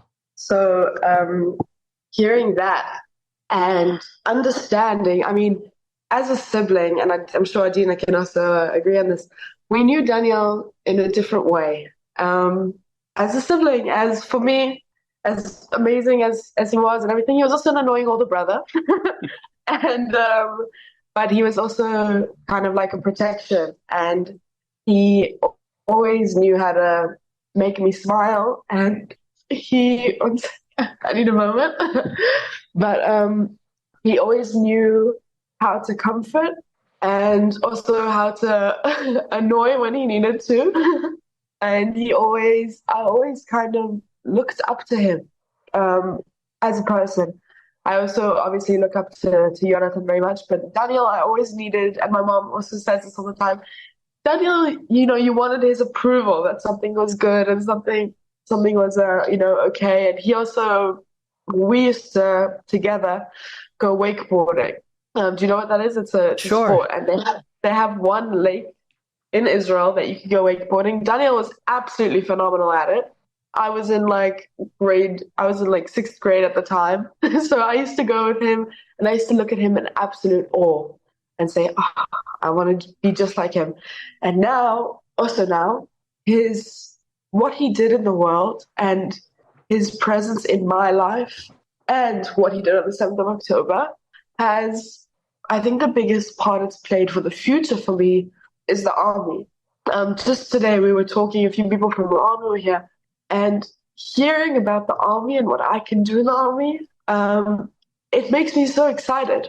And because of him, I want to be also an officer, and I want to be, successful in the army. And it truly comes from him. He's my inspiration as well as Yonatan. But what both of them did at that day, and Daniel, who I have no doubt was prepared to sacrifice his life for the state of Israel, it is such a pride. And I said it's called the eulogy. I said in my eulogy, it is such a privilege to call you my brother. And to be the sister of a hero, it's such a privilege that you grow up with someone like that. And it's truly, I think, the way I feel about the army, the way my brothers feel, the way all of us feel about, the state of Israel, including Adina and the Zionism. It truly comes from my parents. And what happened on the 7th of October, 2 sons going, fighting, preparing. They were both prepared to fight till, whenever they needed to. And that is it's something so large in our life, in our family. And it's truly all thanks to the way my parents had raised us and raised them. And I think we're still in that same family. Obviously, such a big part is not here. But the pride he's given us and the things he's taught all of us, and he's left, truly, I think of this every day, he's left us so many blessings. There were hardships in our family before the 7th of October, and because of what happened, they're no longer, we've worked through them as a family. And he's left me this amazing talent that I just, I found out that I had it because of him. And he's given us as a family so many amazing opportunities. Also for my sister, for my brother, for my parents. He's left us, also his friends. He's left us so many presents, so many blessings, and I think these are blessings that'll be with us for the rest of our lives. I cannot thank you enough for your willingness to share. I really have, I have one rapid fire question that I'd like everyone to answer. But before we get there, I was hoping that we could hear from Doron and then from Mom. I'm very struck by this description of Daniel being somebody who understood the mission, who was mission oriented. And there was something about having a mission that gave him strength and gave him purpose. And I'm wondering if I could hear really first from Doron and then finally from Mom. For you, in the aftermath of this tragic loss, how have you reevaluated what the mission is? And I mean that both on a personal level and a collective level for the Jewish people. How have you reimagined, if at all, what is the mission right now? I'll talk first on a personal level and then on a broader level. For me, I just want to say one thing about Daniel that I learned from this.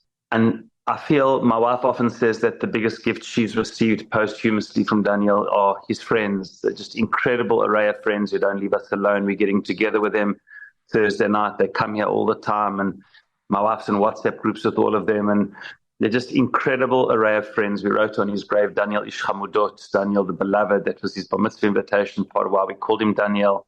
Found favor in people's eyes, and just so many friends. But I think one of the gifts for me, which came back from Nachalos, and both my daughters touched on it, but for me, it was very telling and taught me something that I didn't appreciate about Daniel. Daniel, in his diary, as Shira and Adina mentioned, this line of why am I here as an officer and a soldier, when he began to keep this diary, and he says after seeing what happened in the Shoah and seeing what happened to the Jewish people, it's now his privilege to defend the Jewish people. And then these words, Imlani as me, if not me, then who? I think what happened to me, Rav David, is that Daniel as a teenager, like many teenagers, was a very, let's call it, self-focused, self-centered teenager. When he started in the army the first years, I started seeing a self-actualizing teenager, 20-something-year-old now, exceptional, standing out, achieving excellence, professional soldier. When he became an officer is when he started keeping a diary for the first time. And here, when I read what Daniel wrote, I realize he not only was self-centered as a teenager, he not only was self-actualizing as a 20-year-old, by the age of 22, he was a selfless individual. He was an individual that when at 8:45, after 2 hours of fighting against the first wave of the Nukhba, and he had this tough decision to make to leave the safety of his position, seeing his 50 or 60 Nukhba terrorists in the second wave coming in on motorbikes with the RPG, he did not flinch. You hear in his voice for a minute, he said, Chevra, we're leaving the position, we're going straight at them. He understood that he was the last line of defense. And in that moment, there was zero consideration for self-actualizing, for looking after himself. There was only one consideration, and that is the job, the mission in the army is to do everything to defend your country, your people. And that's what he did.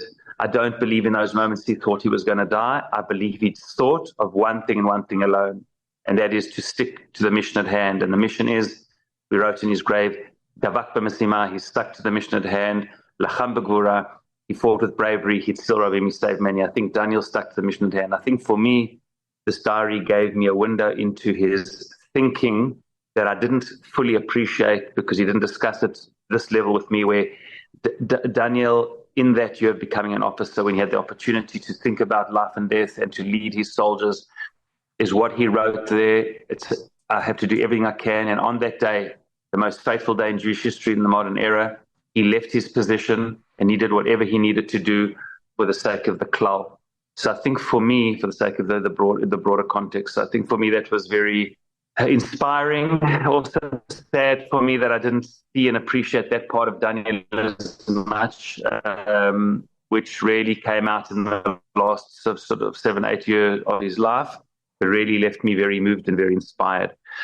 for me, on a both a personal and a national level, I feel that somehow Hashem's given me the koach to somehow, I believe in life you get impossible nisyonot, and I've seen that you also get impossible kochot and strength, to try be a person who contributes to a sense of faith, a sense of positivity, a sense of emunah, to just sort of navigate and struggle through this in a way that hopefully can give hope and strength and chizuk, and of course, hopefully in the process, gain comfort and strength in the process. But I feel the Jewish people and state of Israel and all of us are in deep, deep need of healing.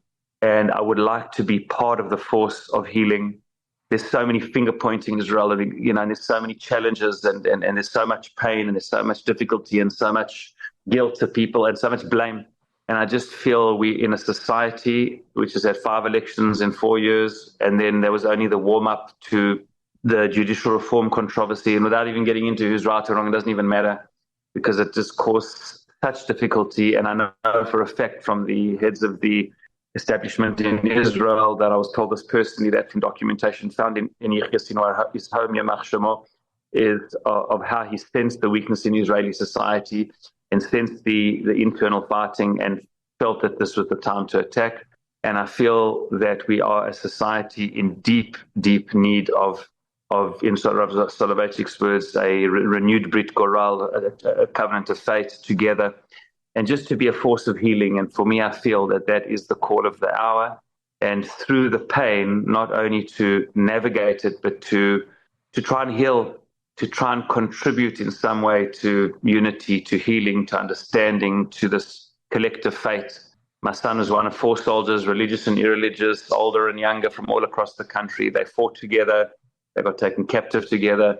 They, as a unit, just fought incredibly. In fact, the yeshiva high school that our son learned at is doing a Sefer Torah for the Tzevet, as a sign of, they said, they weren't aware, that the grade 12s who knew him said, we're not aware of a Sefer Torah which has been dedicated to a team, to the whole Tzevet, and all of them together for their return, for their, to honor them as a Sefer Torah of unity and togetherness.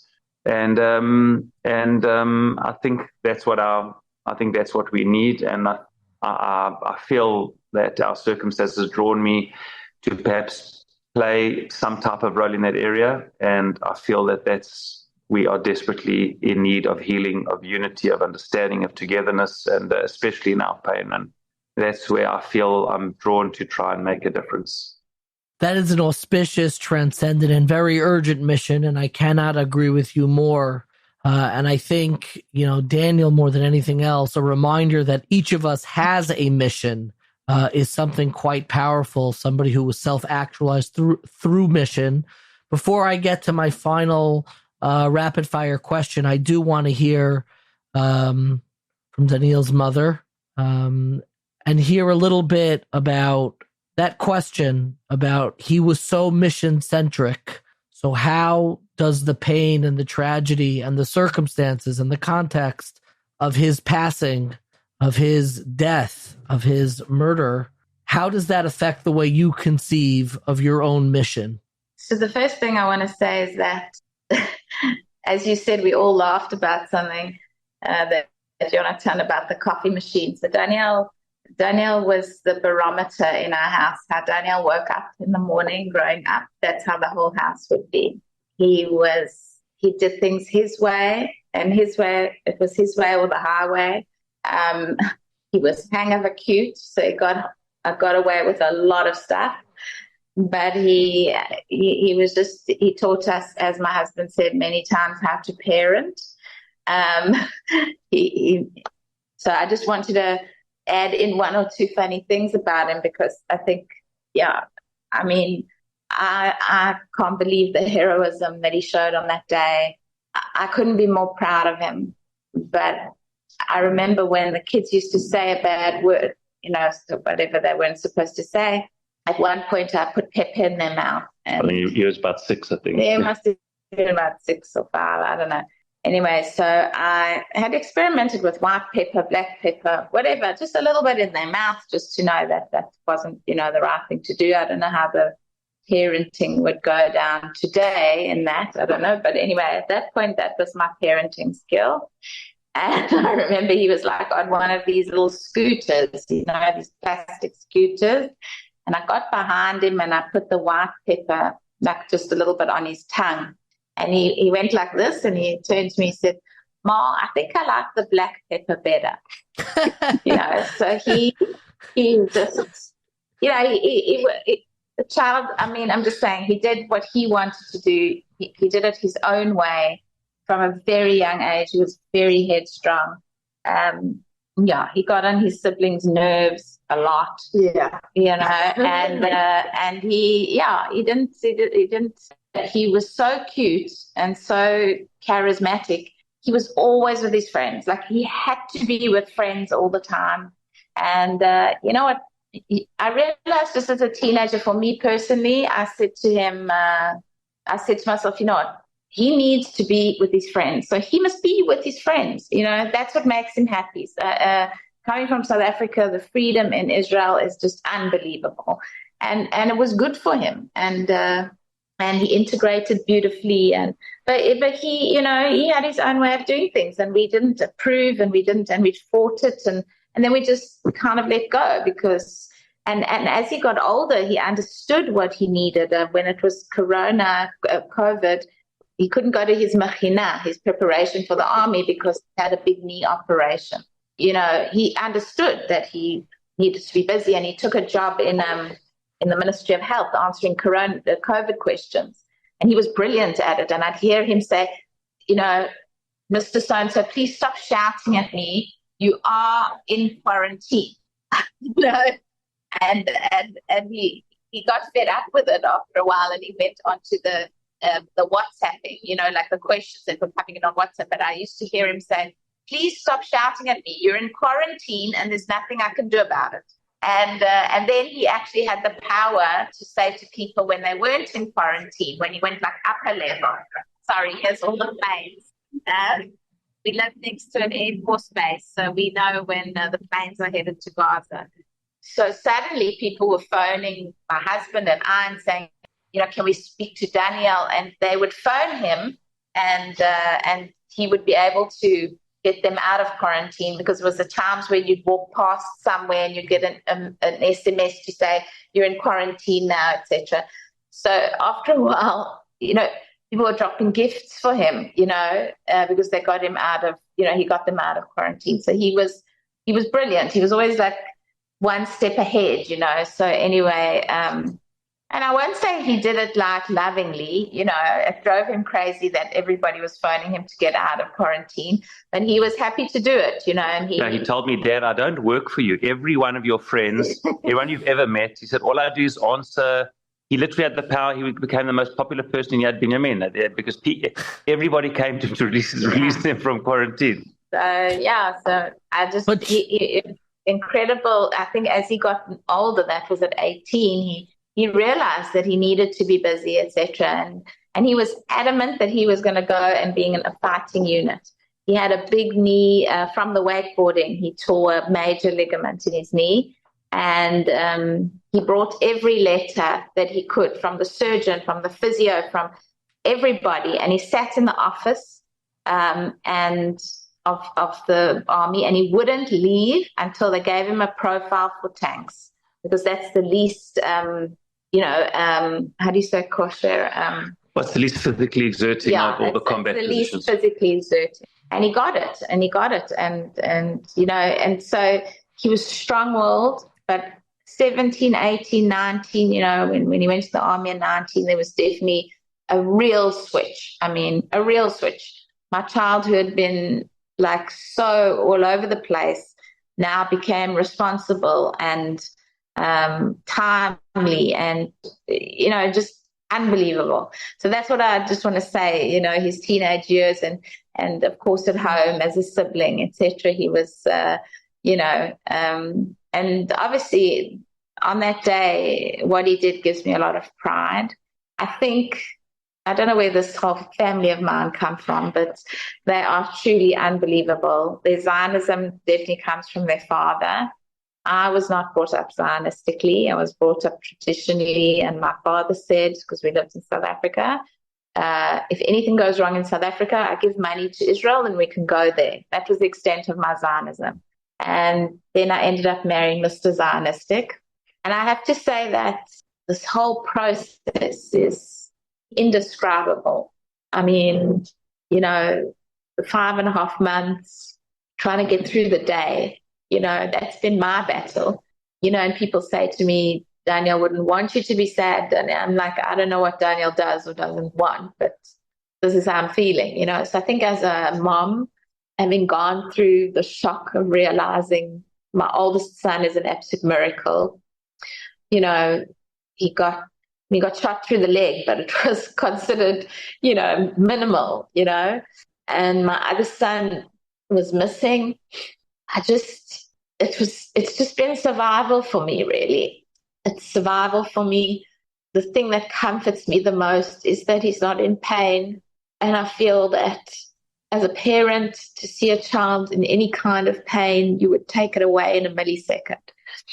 And I feel after a significant amount of time after we heard, the fact that he didn't suffer, the fact that he wasn't, he wasn't hurt in any way, he couldn't be hurt by them in any way, that gives me tremendous comfort.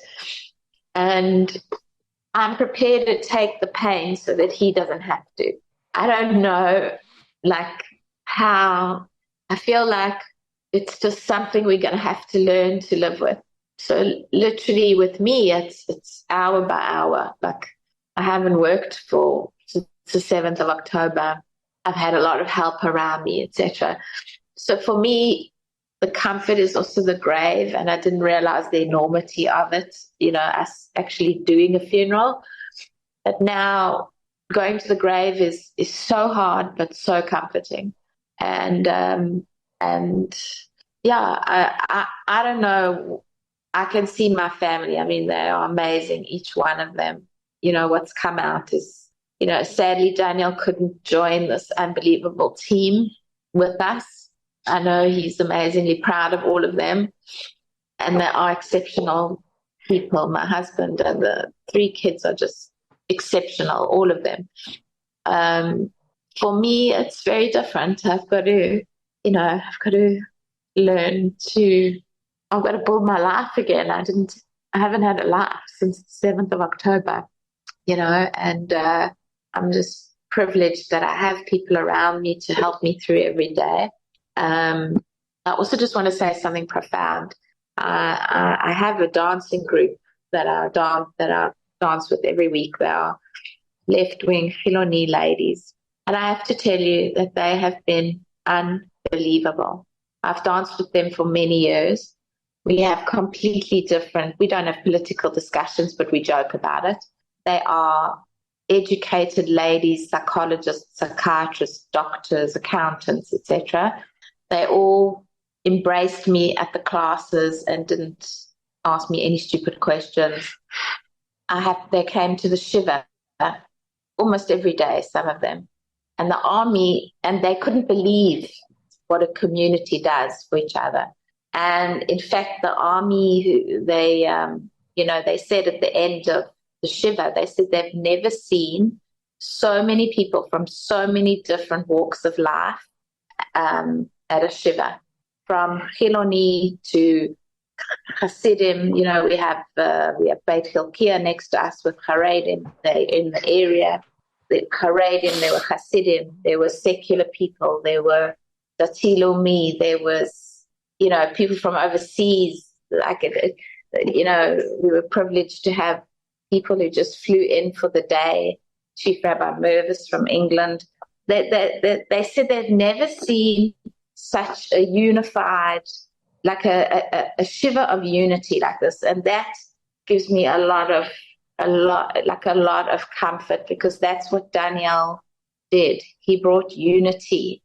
And when people start talking about the negativity of what's going on in the press and whatever, I try and switch it and I try and say, you know what?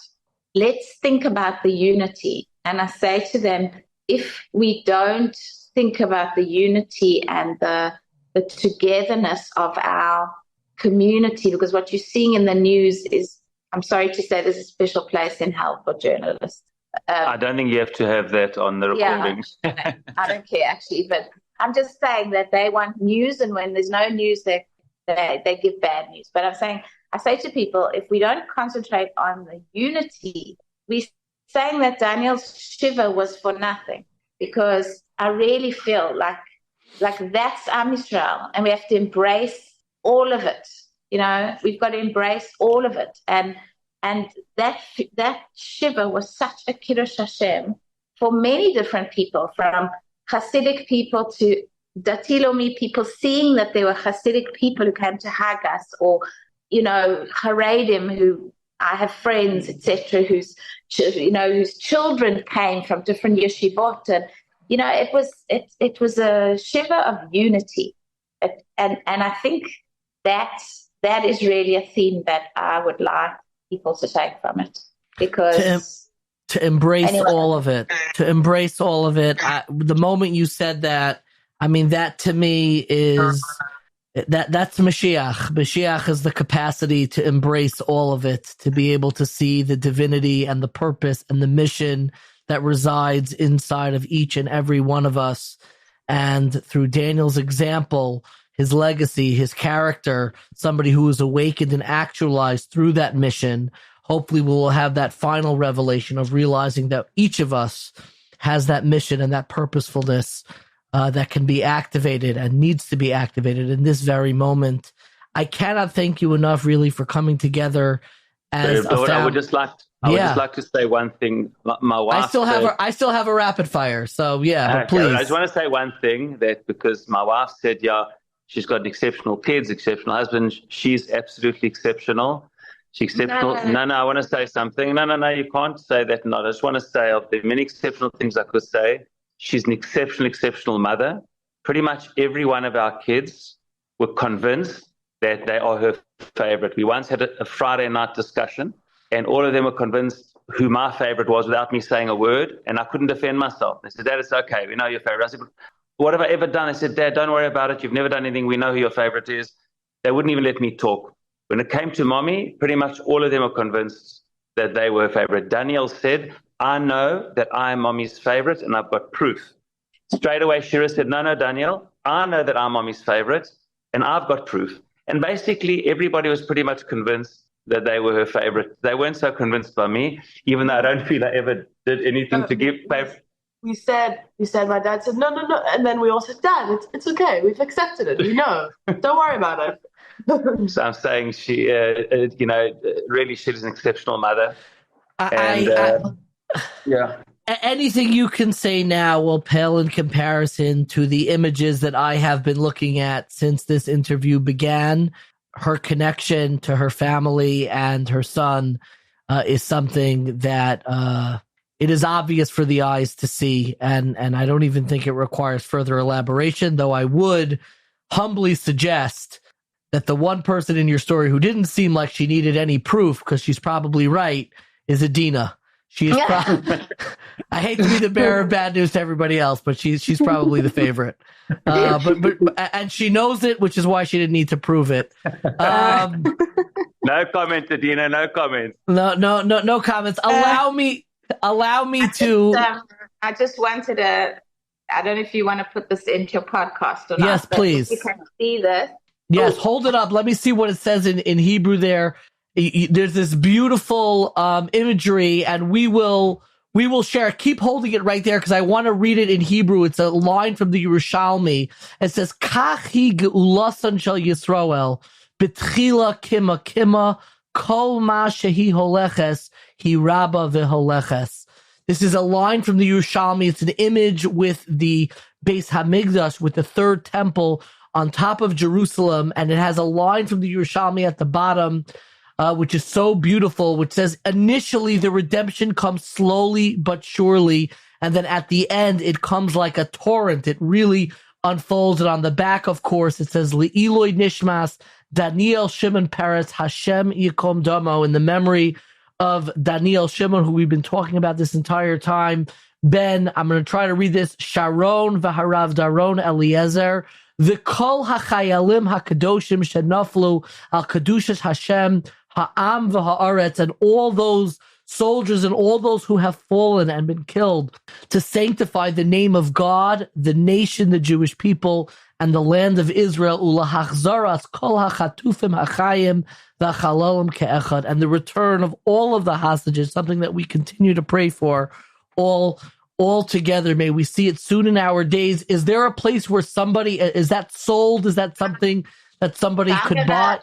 I'm going to tell you just how this came about. There was a lady, she's a well-known, well, her family is well-known in Israel. It's Rav Eli Sadan, who is, who's he? His daughter. His daughter-in-law, Rav Eli Sadan. Her name's Batshevat Sadan. Her son was coming out of Gaza. He phoned her and she said to him, what is this? Was a post on Facebook, and I'm sure a lot of people saw it. She said, what's the first thing you're going to do? You know, thinking he wants to have a bath or he wants to, you know, eat a proper meal or whatever. And he said he's going out to buy a picture of the Beit HaMikdash. He said in every home, in every bedroom, in every pencil, in every notebook, in every municipal building, even on the dustbins, the big, you know, we saw the picture of a big black dustbin, you know, that is around the cities and whatever. There is a picture of the Al-Aqsa Mosque in every single kid's room, everywhere. And he said they know what they are fighting for. They are very focused. In fact, that this war has been called the Al-Aqsa Flood. And I don't know, I don't read anything and I don't pick up anything. But for some reason, I just thought, this caught me and I thought, no, it can't be like this.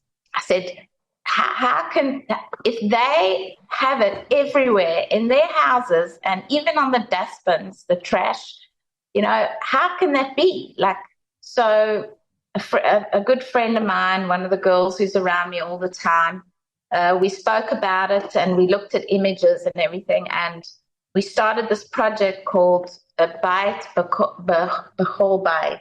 Beit Bechol Beit. To know what we're fighting for. And so what we did was we started at the time when we thought Daniel was, a hostage. When we went to print, obviously we knew that he'd been killed, so we did it in his memory. But basically, what we wanted to do, we made this very reasonably priced. I wanted it to be in everyone's home. I felt like, I don't know, and all the time, I'm not an idealistic person, but I just felt it. I felt this was important. So I'll tell you. Where can we purchase this? Because we would like a link, and if you could send it, we'll put it in the show notes and on the website. We want to make sure, because it's so beautiful. I'm going to buy one right now. So next week, it's going to come out. There's a video that's coming out on Tisha B'Av, Rabbi Yoel Gold. Sure. It's Daniel's story and us and the blocks. And on there, there'll be, but we'll send you. So we're busy setting up the project. A friend of mine set it up in South Africa. Here we've sold over 6,000 blocks. That's not counting the boxes of blocks that have gone to America. I don't know, we must have 2,000-3,000 blocks that have been schlepped by people to America. In England, they've done it on magnets. We're hoping to start it in Canada. We've already had this is just all over Israel. It's just taken legs and it's actually flown. And we could never have thought, and so when Rav Yoel Gold's video comes out next week, there'll be a website, which we'll send to you. We'll send you the link. We'll send you the link. Please do. And then by next week, it'll all be set up. Once people see it, then they can click on the link and they can order it. We're just setting it up in America as we speak. I don't know, it's just taken legs. I didn't want it too big so that it would be something you have to pin up on the wall.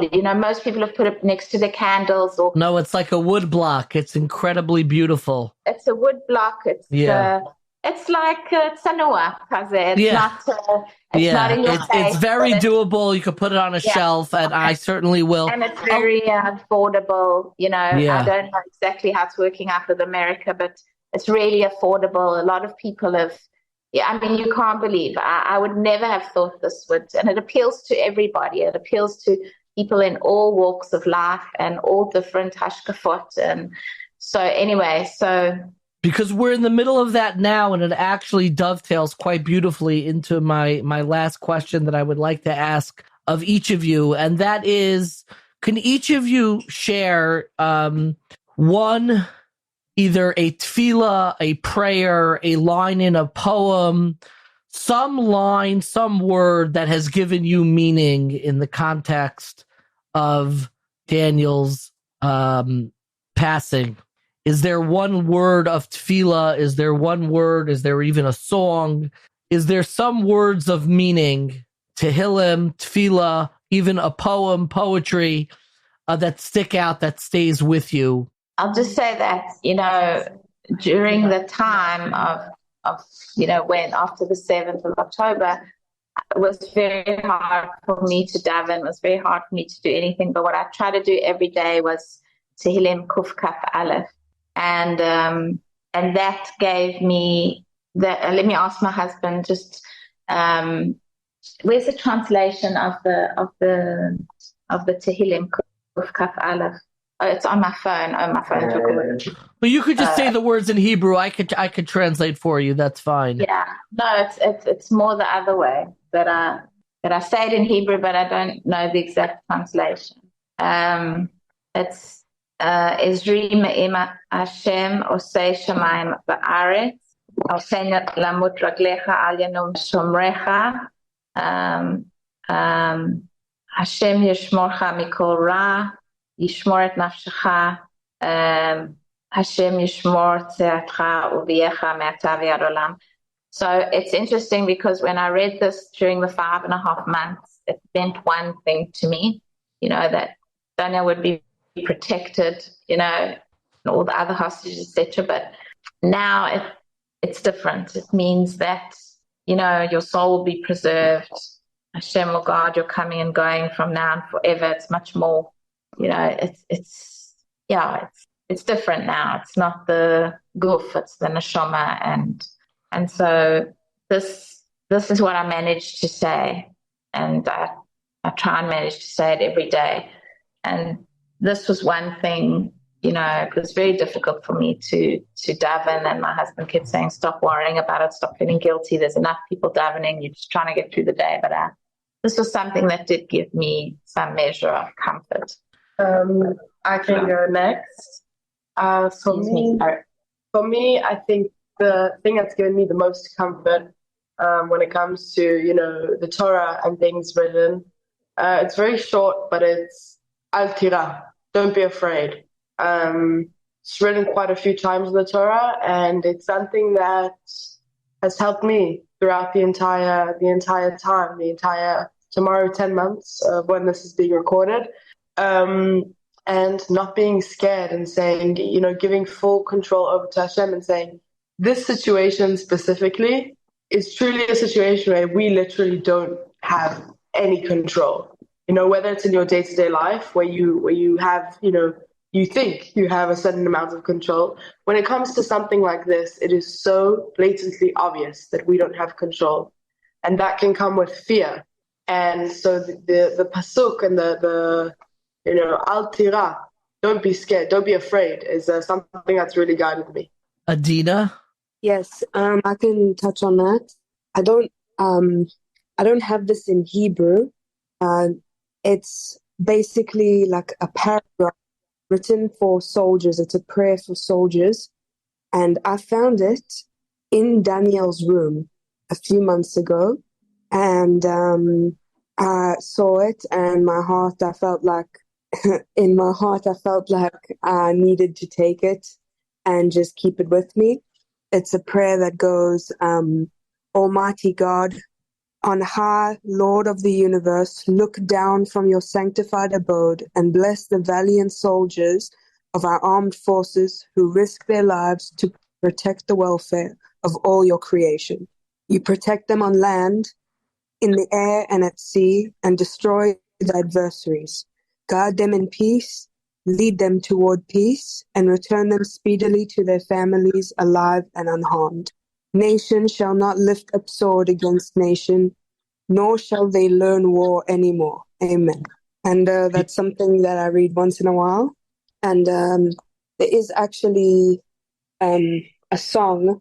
It's not a religious song or anything like that. It's just a song, and the name is actually called Brother. It's by this artist named Codaline, and I've been listening to it for years, but since the war, it became a lot more meaningful for me. It added a lot of meaning, and it's about two brothers, and it makes me think of Yonatan and Daniel, and it's beautiful, and it helps me.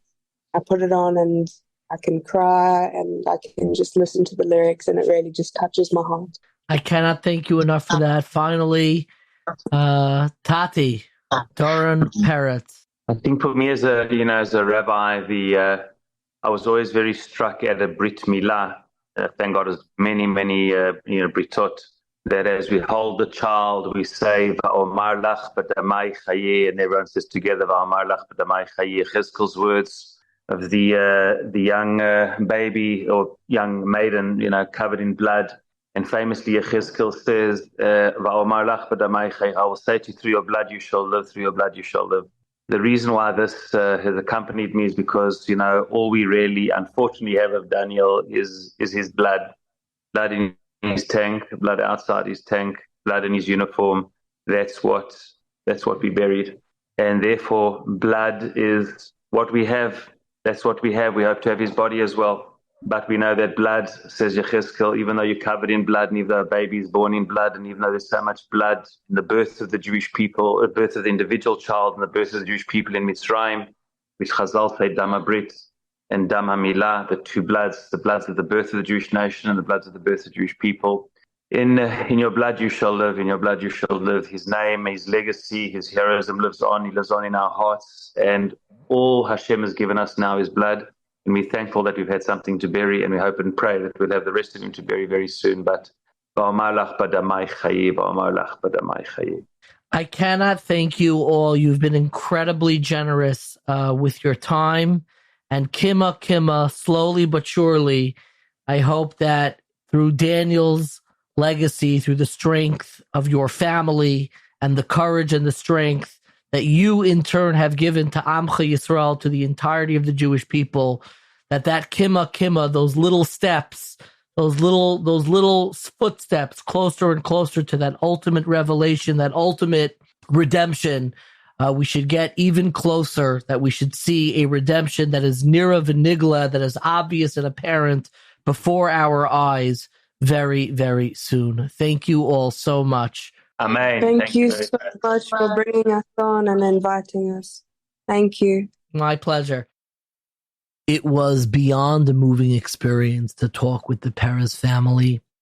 I think a part of it that was so haunting and so powerful for me was I was able to see the faces of those who were not speaking at the time, and watching people hold back tears, watching people continue to cry, watching mourning spilling over into the life of a human being, and the grief and the purpose of existence literally feel so palpable and so real, because there's no other way to make sense of the loss of a child and a brother and a member of the Jewish people, defending the Jewish people, without thinking for a moment, what is the purpose? What is the mission? And I think it is so beautiful the way that the family is commemorating the legacy and memory of Daniel, Hashem yikkom damo. And I just want to reiterate this project that the family has undertaken, which they call Bayit B'chol Bayit, a home in every home, which is this gorgeous woodcut that I wish I could show you. And we'll have the link that you can see, and you can order it yourself. You can go there. Bayit, it's spelled Bayit, in everybayit, BAYIT.weebly.com. BayitinEverybayit.weebly.com, where you'll be able to order this. And it's this gorgeous picture of our bayit, the Beis Hamikdash, that central representation of what it means to have a purpose, what it means to have a mission, what it means to have an identity, knowing what existence it is for, knowing what our lives are for and is working towards, and having that image inside of every home. And what's written on this gorgeous woodcut and picture of the Beis Hamikdash are words from the beautiful medrash. It's a medrash in Tehillim, I believe. It may appear in other places, where Reb Chia bar Abba and Reb Shimon ben Chalafta are walking together, and they see the sun breaking through the mountain slowly, and the light rays begin to spread out. And Rabbi Shimon says, this is how the redemption is going to occur. This is what redemption is going to feel like. The rays of sun breaking out and seeing that mission and seeing that purpose for existence. And the language that is used in that medrash is B'tchila hiba kima kima. First, when dawn breaks, when light breaks, it happens very slowly. V'achar kach hi minafetzes uba. It spreads out and it illuminates the entire room.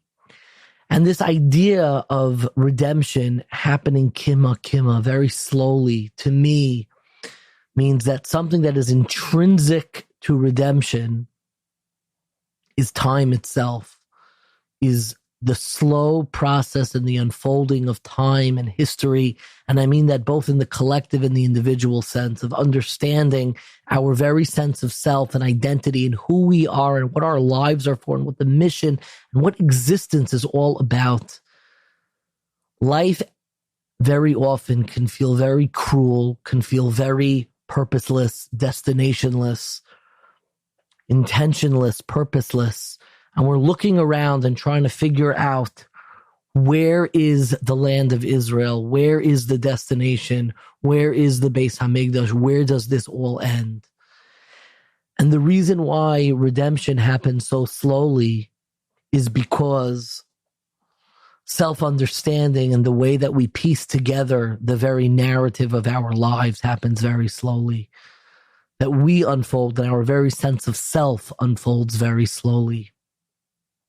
And once we understand and are able to recover from that trauma of existence, and we begin to build that transcendent idea that ourselves and our sense of self serves a higher purpose, that there is more to us than matter.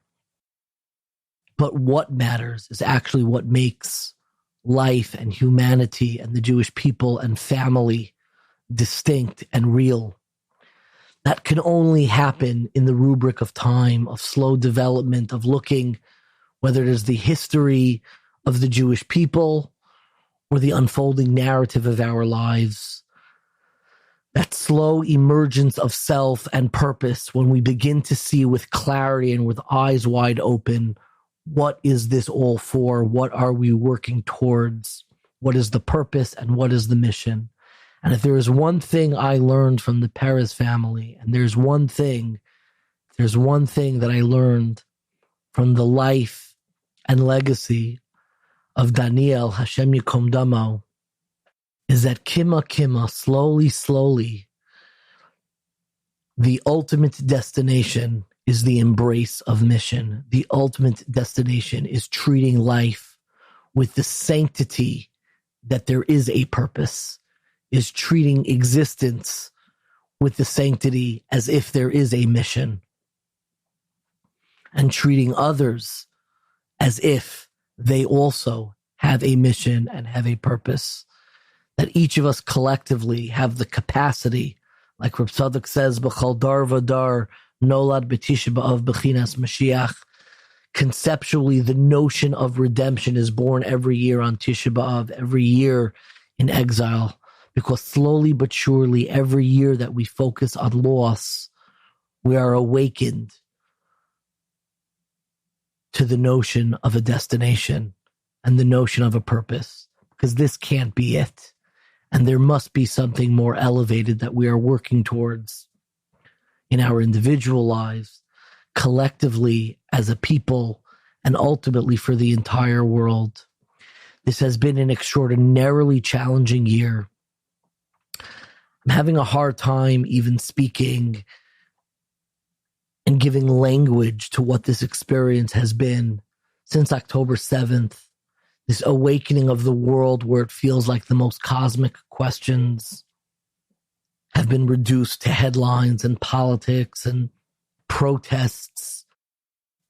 But what everyone is grappling with, what is underneath all of this, is the trauma of existence itself, is the question of the purpose that is animating existence, and finding kima, slowly, a little bit by a little bit, the unfolding purpose and mission in our lives, in the lives of our family, in the lives of our friends, in the collective lives of Amcha Yisrael, the Jewish people, and ultimately the mission and purpose of the entire world. The recognition that there is a mission, the recognition that there is a purpose, a recognition that there is a God and a creator and a purpose to this creation. And it is that realization that ultimately can only be born on the ashes of Tisha B'Av, where we're able to feel through the very absence of loss, the presence of purpose.